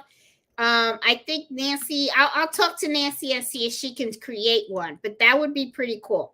And so, Miss Parker, I don't think you would want me to do a quilting video, for the simple fact that I am still trying to figure out how to sew straight without a sewing guide. So it may not come out looking too good. Okay. Who is Liliana? She is EmbroidPrintNow. She's the owner of EmbroidPrintNow, and she's in Minnesota, and she has a YouTube channel and stuff. Rush orders are my favorite because of, yes, I totally agree with her. When you have like a rush order, there is a rush order fee. That is correct and stuff. Let's see. I got an order today. Oh, Marlene is making some money. She got an order today for 2 bath towels, 2 hand towels. Customer provided the towels. I was scared to death, but I did it, and you made it. And now you got some moolah. Some money. That's the way to do it. Don't be scared. I'm telling you, Liliana had to push me. She pushed me. She was like, you're not going to go anywhere if you can do it. She goes, what's the worst that can happen? It's just a shirt. You get another shirt. And I was like, yeah, that's true. That's true. You know, you can't be scared. You can't. You cannot be scared. Hey, Barbara. Glad you could make it. No worries and stuff. Let's see. You need to experience in one thing and little by little grow. Yes, and I totally agree, because because the thing is, you have to, when you focus on one thing, then it's like you excel it, and then you become like the master of that, and then before you know it, then you can expand to other things, right? And stuff. Because like now, you know, baseballs. Now, I have to tell you, these are not hard to do. I got a video on how to do a baseball. Okay, look how cute. Look how cute. These are cute. Now, I will say this. Not hard to do. Time consuming. It takes a lot of time, because after you embroider this, you have to take it apart, embroider it, and then you got to sew it back together. But I have to admit, I kind of enjoy sewing it because I find it so soothing and relaxing to sew the ball together. So I don't know. I'm weird, what can I say? But, yeah. Oh, Liliana, post your link of your YouTube channel in the chat so that people know and stuff. If you get a chance, please, because everybody's asking about your channel and stuff. As a matter of fact, what I'll do is I'll post Liliana's link to the description to this channel, and I'll also post Nancy's link as well to the description of this channel as well, so that you guys can click on this stuff. Okay. Yeah, you would be like, if you see Liliana's stuff, it's like, I would love to go to Minnesota one weekend or 1 week just to work and volunteer in her shop and stuff. I really would, just to like learn. I would love to do that and stuff. So, I mean, to take a trip out there, and I would just to learn how she does all this stuff. Because she does, it's like, wow, she does everything. I just love it. Just love it and stuff. Let me see. Yes, I did. And I had a very hard market at the beginning. You all have everything and have the opportunity and the exposure to the world. Yeah, it's just going to take time. That's all it is. Stay true to yourself and what you want to do with your business. As time goes by, you will grow. Totally agree with my sister. Yep. Nancy, I totally agree. And hey, memory bears, how are you? And stuff. I know what you mean. I didn't have any sales at my flea market. Bummer. That's okay. That's okay. But think of it this way, Iris. Maybe you didn't have any sales, but you actually got to experience what it was like, right? So now you know about registering for a flea market. Now you know how to set up your table and stuff. And then, and if people did come to your table, did you talk to them? Did you ask them what they were looking for, if they liked it and stuff like that? What kind of comments and feedbacks were you getting? Because it could really simply be that maybe you just weren't selling something that people weren't looking for at that time. Okay. It had nothing to do with your stuff wasn't any good. It's just maybe stuff weren't looking. And then this is another thing also too, is your audience. Iris, just think about this. Okay. I have my mother-in-law, she has a booth in South Carolina, right? And she, in a flea market, and she has like a corner booth.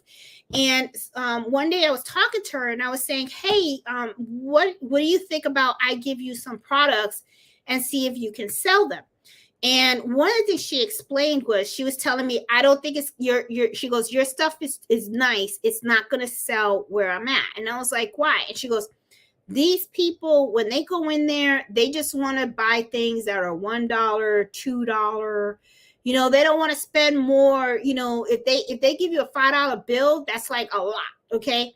So it depends on where you're at and the people that come to that certain area to shop. That kind of determines prices and stuff like that. Because what my mother-in-law does is, I think she buys things like really, really, cheap, and then she'll resell it, right?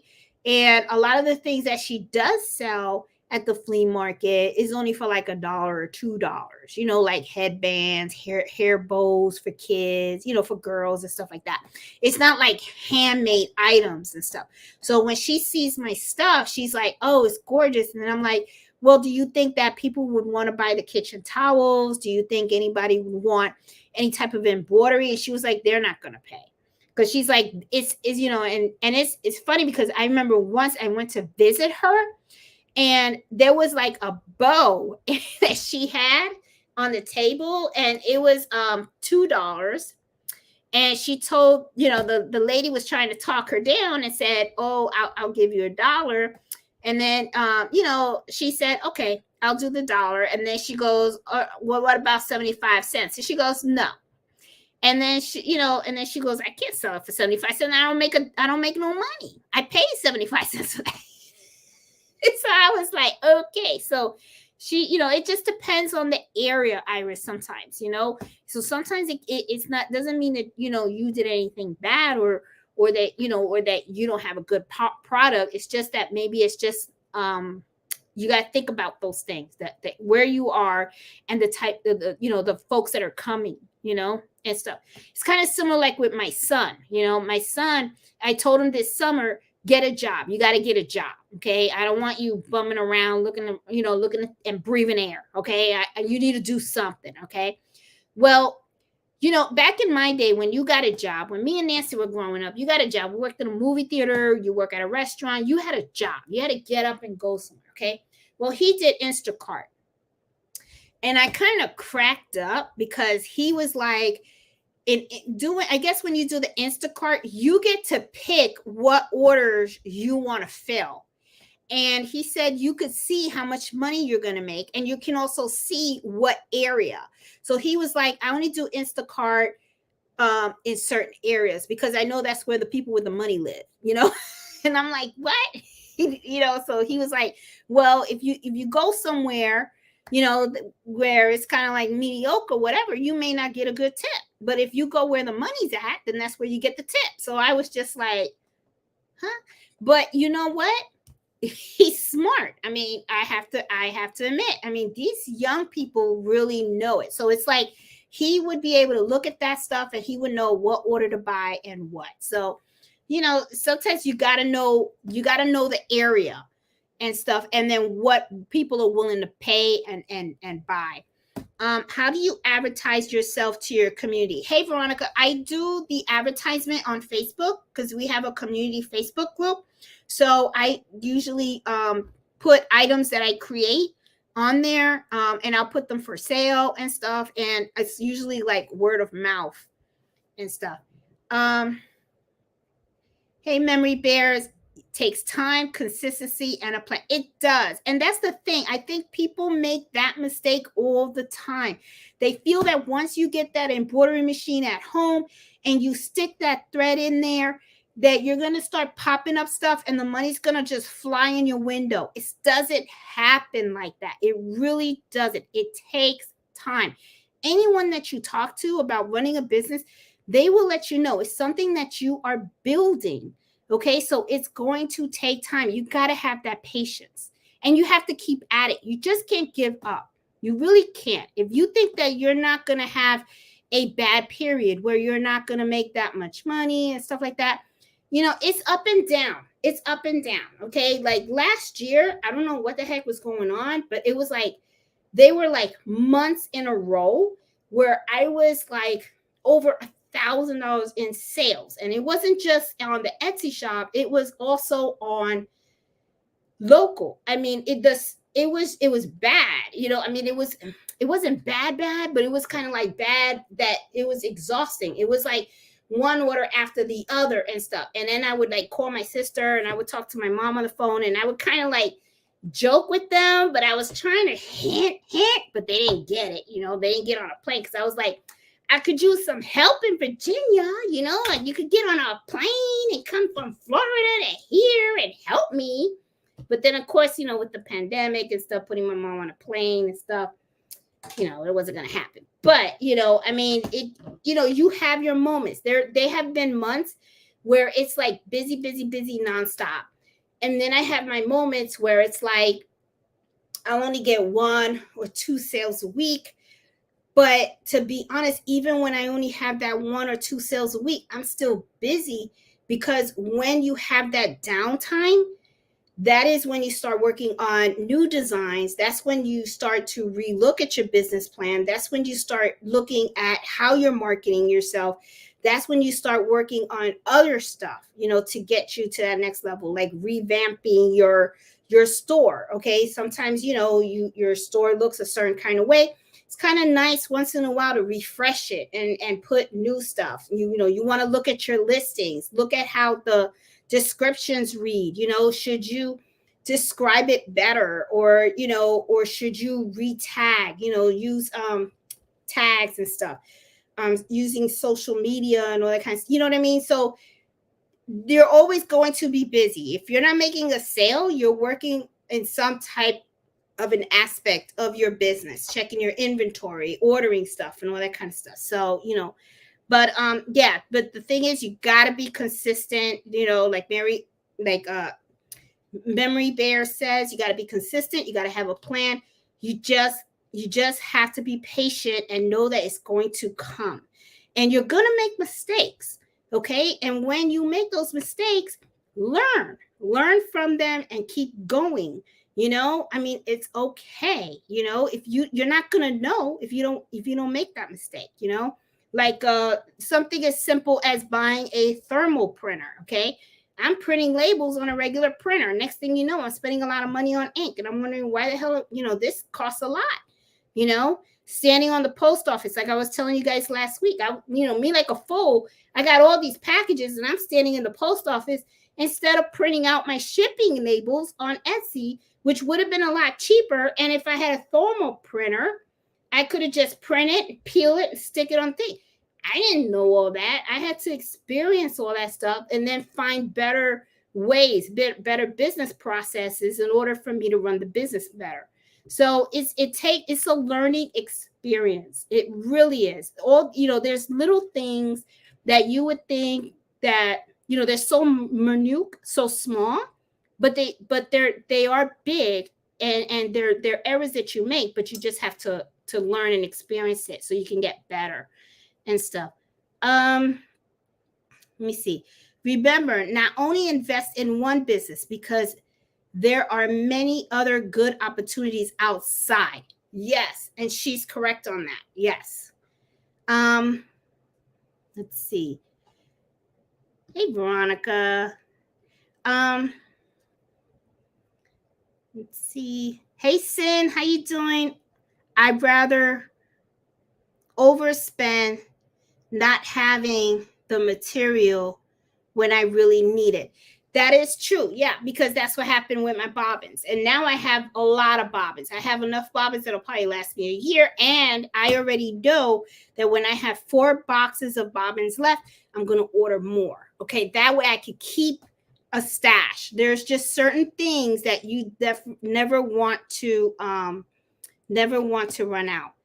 Nancy said, most people do not understand the different types of embroidery. So keep it general. And when they come to you, that's when you get into the details. That is true. Yes. Hooping an item should be included in the price. Yes, especially if it is something that's very, very difficult to hoop. I mean, because sometimes if it's something simple, then no, I don't bother, because it's a simple hoop. But if I see that it's something that's going to take, like a book bag, it's something that's clunky and stuff like that, then yeah, I would and stuff. Let me see. Yep. Like embroidery. She has a video where she embroidered a whole bunch of stuff for NBC. She did baskets. I think they were like Thanksgiving baskets last year or something like that. Big order. She actually, if I remember correctly, her husband had to build blocks and lift the embroidery machines high just so that she could fit the baskets in. I remember that and stuff. I mean, that was big. Hey, Danielle. Hey, girl. You help whenever you can. Make sure you're an LLC, not a sole proprietor. You get more deductions. Oh, okay. Well, I know that Emmanuel. Oh, I'm sorry, Mel. I didn't mean that. I think I almost stepped on his tail. Look at that. He giving me a dirty look. Okay, so yeah, I didn't know that. Emmanuel set me up as an LLC. There are givers and takers in this world. You're a giver. You taught me so much. Oh, you're welcome, Annette. I'm glad. I am glad. Do you track electricity? Yes, Sin, you do. But see, the electricity, the way that it's done, see, my Emmanuel does that for me. There is a formula, okay, that the accountants use, because what it is because I'm at home, right? You can't just take the whole electricity bill and write it off. It doesn't work like that. So what he does is there's a formula they use. He uses the square footage of this room, and then he looks at my electric bill and stuff, and even the internet bill and my iPhone bill and stuff, and he uses that formula to calculate how much of the money that I spent on those items can be a tax deduction towards the business. So that's how he does it. Okay. So but that you do that, Sin. It's just, but I recommend that when you talk to your accountant about that, and you'll see they'll have a formula on how to do it and stuff. It's fun today. Hey, Liliana. Let's see. Hey, Jenny, how you doing? Thank you so much, business expertise. Oh, you're welcome. I'm glad to help. Would your lawyer firm help us if you're wanting to do? Oh, we would pay. Veronica, you know what he did? I'm telling you, it's real simple. We did LegalZoom.com. And I think all you have to do is pay like $85. Now, the only thing that I say is when you go to that website, they try to sell you a whole bunch of extra stuff. You don't need the extra stuff. You just want your LLC. That's all you want. You can even call them up and stuff. But that's exactly what he did. He did that and stuff. So, you know, he was like, okay, let's do your LLC. He went to LegalZoom.com and he was like, there you go. That's how you do it. I was just like, okay. Let's see. I'm trying to go down. Where's my Mello? Well, Mello was sleeping with Fred and stuff. You're forgetting your raises.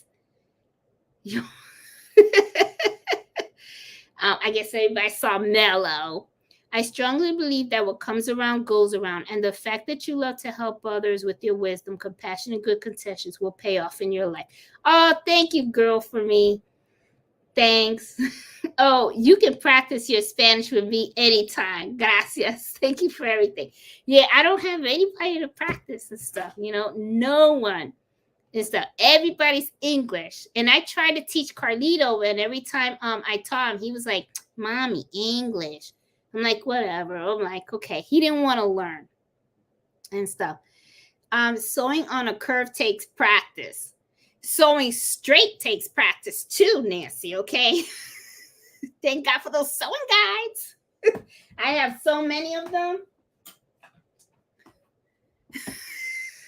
I got it on my Juki machine, and I got it on my SC1900. I do not sew without this thing. If not, my lines would be all over the place. They will go every direction but straight. Okay, so that's why I'm like, nope. I love my sewing guides. Once you learn in the hoop projects, you'll learn them. And then I will. Okay, Eartha, I am warming up to it. Just warming up to it. I'm not going to say it's love yet. I'm just going to say, you know, warming up to it. Now, this is still warm. Okay, I'm excited about this because I'm like, oh, I did it. I finally did it. It just took one roll of vinyl, but that's okay. I'm going to buy more. But I'm like, I finally did it. So I just have to, you know, figure it out and all that kind of stuff. And I'll get there. I'll get there and stuff. But I was determined to be able to do this and stuff. And now I want to try to do another one like this because I think these are so cute. I really do. I think the notebooks are so cute. And I love the one that Miss Banks did for me. Where is it? I have it. Where is it? Here it is. If you guys didn't see it, isn't that cute? Look at that. And it has an embroidery machine. I thought it was so cute. I was like, oh my God, love it. And she put my name on it and stuff.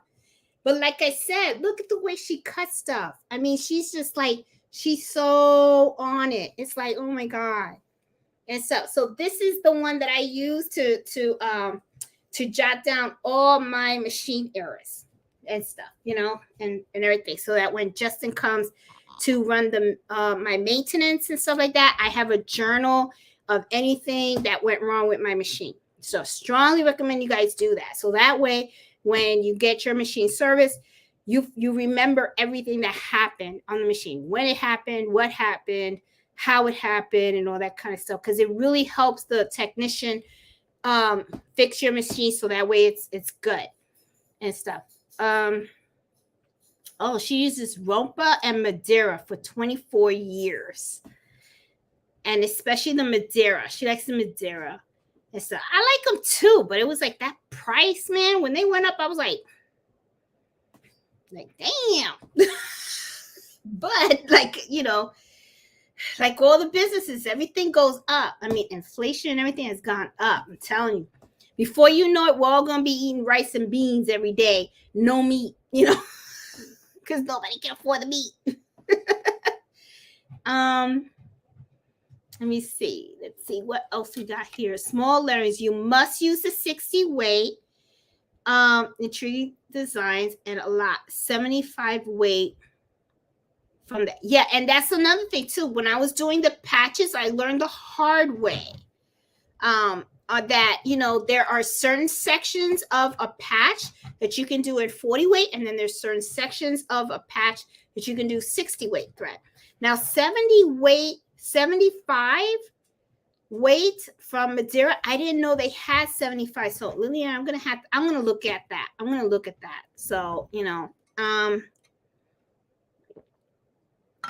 the 40 weight thread, Nancy, is the regular, is usually the regular one. But when you're embroidering small fonts, that's when you want to use the 60 weight and stuff. Hey, Jala. Love this channel. Oh, thank you. Hey, Angela. How you doing? Oh, yes, Dystopia Swirly. That's a cute font, too. I like that one, too. You must use 40 for any regular logo or 1/2 an inch, name detail 75 or 0.25 or less 60. I'm going to have to, all right, I'm going to have to write that down, Liliana. I don't know about the 75. Yeah, I'm going to need an explanation on that. I'm going to have to reach out to you. Do you have a site to check prices on where the best time to buy items? Okay, I have in certain areas in my channel, I do post places that I do buy things. However, though, like I said, I always believe that people should always look for the best bang for their buck. Like, for instance, like when I bought my serger, the serger on Amazon, even though, you know, I like to, you know, give out, you know, my Amazon links because, you know, they're affiliated and, you know, I get a small commission and stuff like that. But the thing is, I'm not willing to get a commission robbing people. I don't like doing that. So when I looked on Amazon and I saw that the serger was like $259, and I was like, that's a lot of money. So when I went to Walmart, if Walmart was $199. So I don't get a commission or anything by Walmart, but I don't care about that. So I was just like, you know what, guys, go to Walmart, $199. Don't pay the $250 something, for the simple fact that the price difference between that, you could use that to buy stabilizer and all that kind of stuff. Because I like to help people, whatever, you know. I mean, you know, I'm just not like that. I don't, you know, nah. Not my thing. It's not how I roll. I have something around those line setups for tomorrow's live. Hope you guys can join. Oh, yes. And, you know, in case you guys don't know, my sister has her own YouTube channel, which is GiftsHQ. Okay. And she does her lives on Saturdays at noon Eastern Standard Time and stuff. So it would be really awesome if you guys can chime in. She actually does something similar like I do, but she's more on the sewing side, but her stuff, she likes to really share a lot of information and stuff regarding fabrics and sewing And she does a little bit of embroidery too. So, just wanted to put it out there and stuff.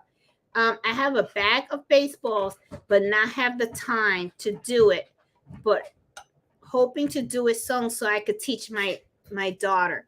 And something, Liliana, another thing that I want to do is I want to embroider footballs and I want to embroider basketballs.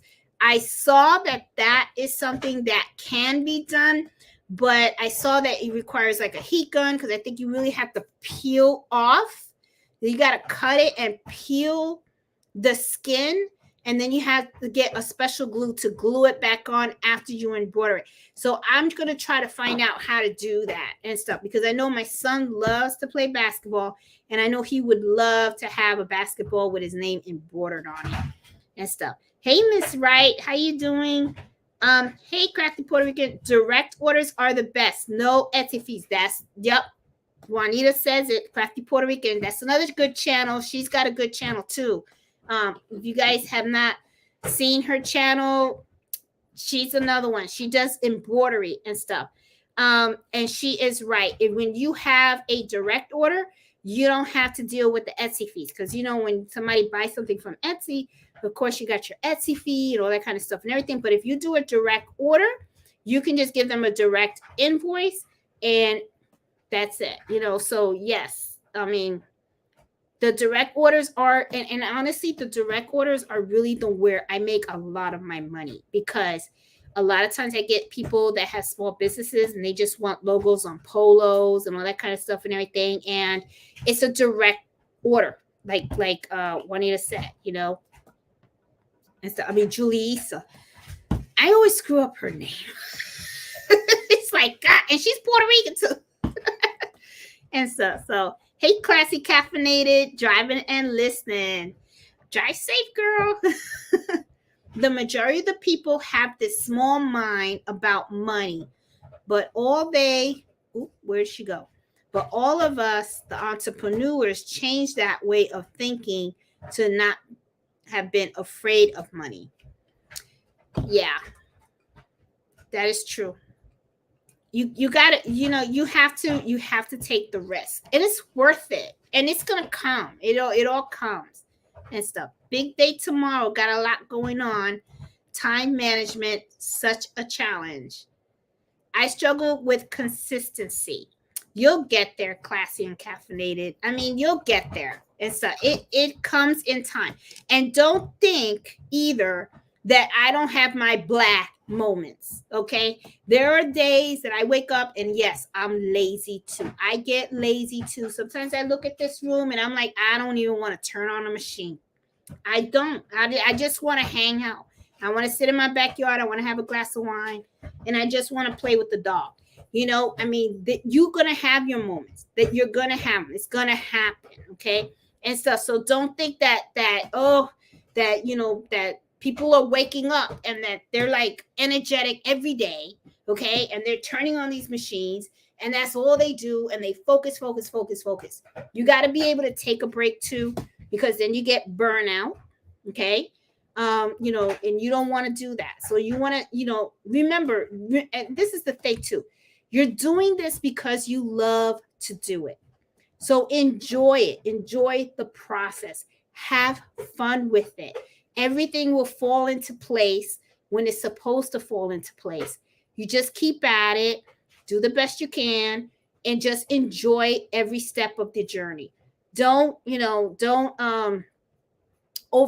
overthink too much. Don't stress yourself, because then what happens is it's not fun anymore, and that's what you want to do. You want to have a very joyful experience through this whole thing.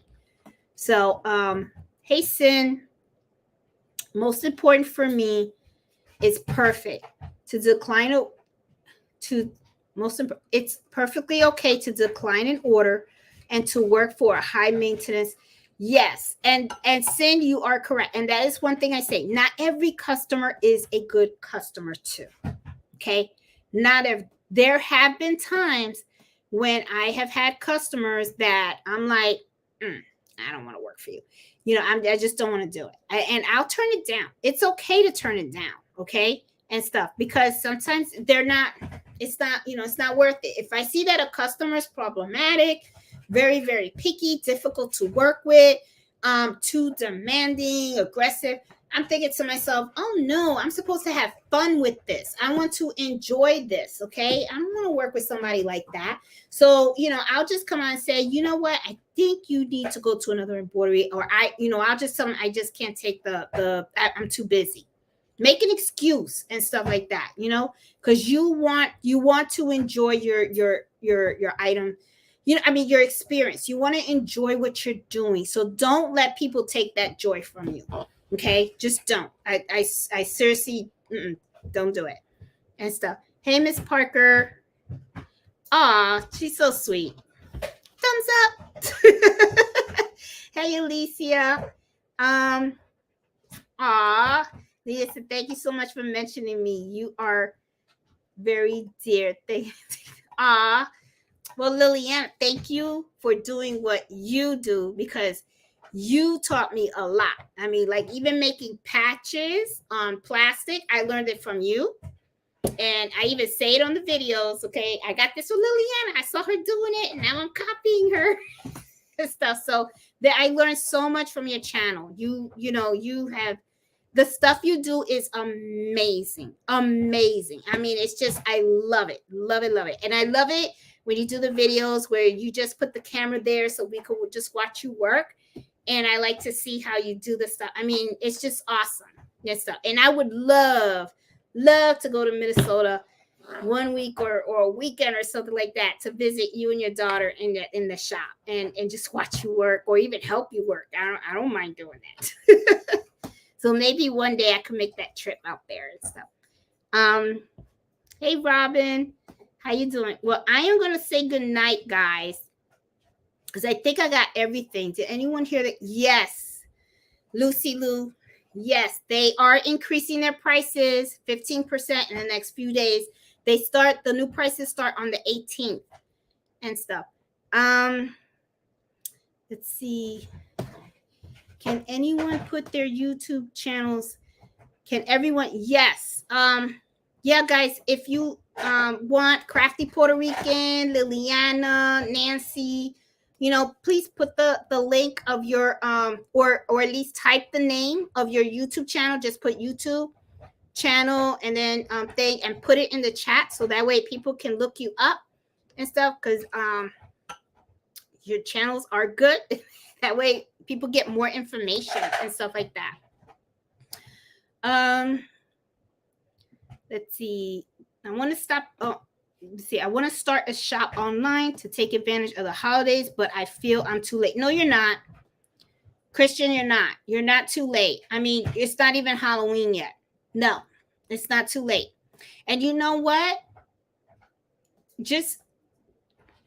No, you're not late. You're not late, okay? You got to, and this is how I look at it. You got to start the shop sometime, right? Milo. Oh, he's really at that bone. You got to start it sometime, right? So what are you going to do? Wait till after the holidays? Do it now. If you can do something now, do it now. Don't make excuses. Just do it. It'll all come, okay? Let me see. Let's see. Is there anything else? Oh, the candle site is 6. Oh, okay. Okay, guys, it is late. It really, what is it? Wow. Okay. All right. So it's supposed to be an hour. Oh my God. Sorry, guys. I know I talk too much. But anyway, I just wanted to share the information with you guys. And also, I do like to go down the chats. Oh my God. One quick question from Girly Girl. If you are not as experienced in embroider like you guys, any suggestions for the exchange gifts? Okay, the gift for if for you, if you are in the exchange gift, okay, you do not have to be an experienced anything, okay? The whole thing is for you just to create something. It doesn't have to be fancy. It doesn't have to be perfect, because the way I see it is when you get something from someone that created something for you, that person took the time to think of you and make it for you. That's what this is all about. So don't be scared and think that you can't participate because you don't think you're good enough. Yes, you are. You're good enough. Okay. And it doesn't matter what you do or what you make, it's going to be perfect. It's going to come out really, really nice. So don't let that stop you from joining in the fun. Okay. And stuff. And I'm serious, guys. If you know, don't feel that you have to be experienced anything. Okay.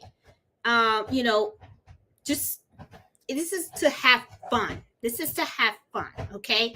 And enjoy each other's talents. That's all it is, okay? So, you know, don't worry about that. That's what that a gift exchange is all about, okay? So once again, I will put the gift exchange details in the Facebook group, okay? You have to be a member of the Facebook group. Now, the only thing I say, like I said in the beginning, you got to make sure that you're going to be able to make a gift and mail it out, okay? So, you know, I want everyone to be able to receive something from someone, okay? And stuff. So it should be really fun. It was really successful last year. We had 30 people that participated in it and exchanged gifts. I am probably going to do like maybe a Zoom meeting or something. So that way maybe we can all, you know, open the gifts or maybe even, you know, show off what we got, you know, and stuff. That would be fun. So, you know, but I'll think of something, okay? I'll think of something to make it fun for everybody, okay? So, guys, once again, I'm going to say good night. Enjoy the weekend and stuff. I know tomorrow I am going to head that craft show in Douglas. And I think it's the where is it? Dulles. I said Douglas. Dallas. Dallas Expo. Because I just want to see what they have and stuff. You know, it's not sewing or anything like that, but I think they have like wooden stuff and all that kind of stuff. Maybe I could find something cute. I don't know. But I like going to those things because you're actually supporting small businesses. And I like doing that and all that kind of stuff too. So anyway, guys, well, I will talk to you guys later. You guys have a great weekend. Thank you so much for spending Friday night with me. I really appreciate it and stuff. And I will see you guys again next week. And I will talk to you later. So you guys have fun. Happy sewing and happy embroidering. Bye.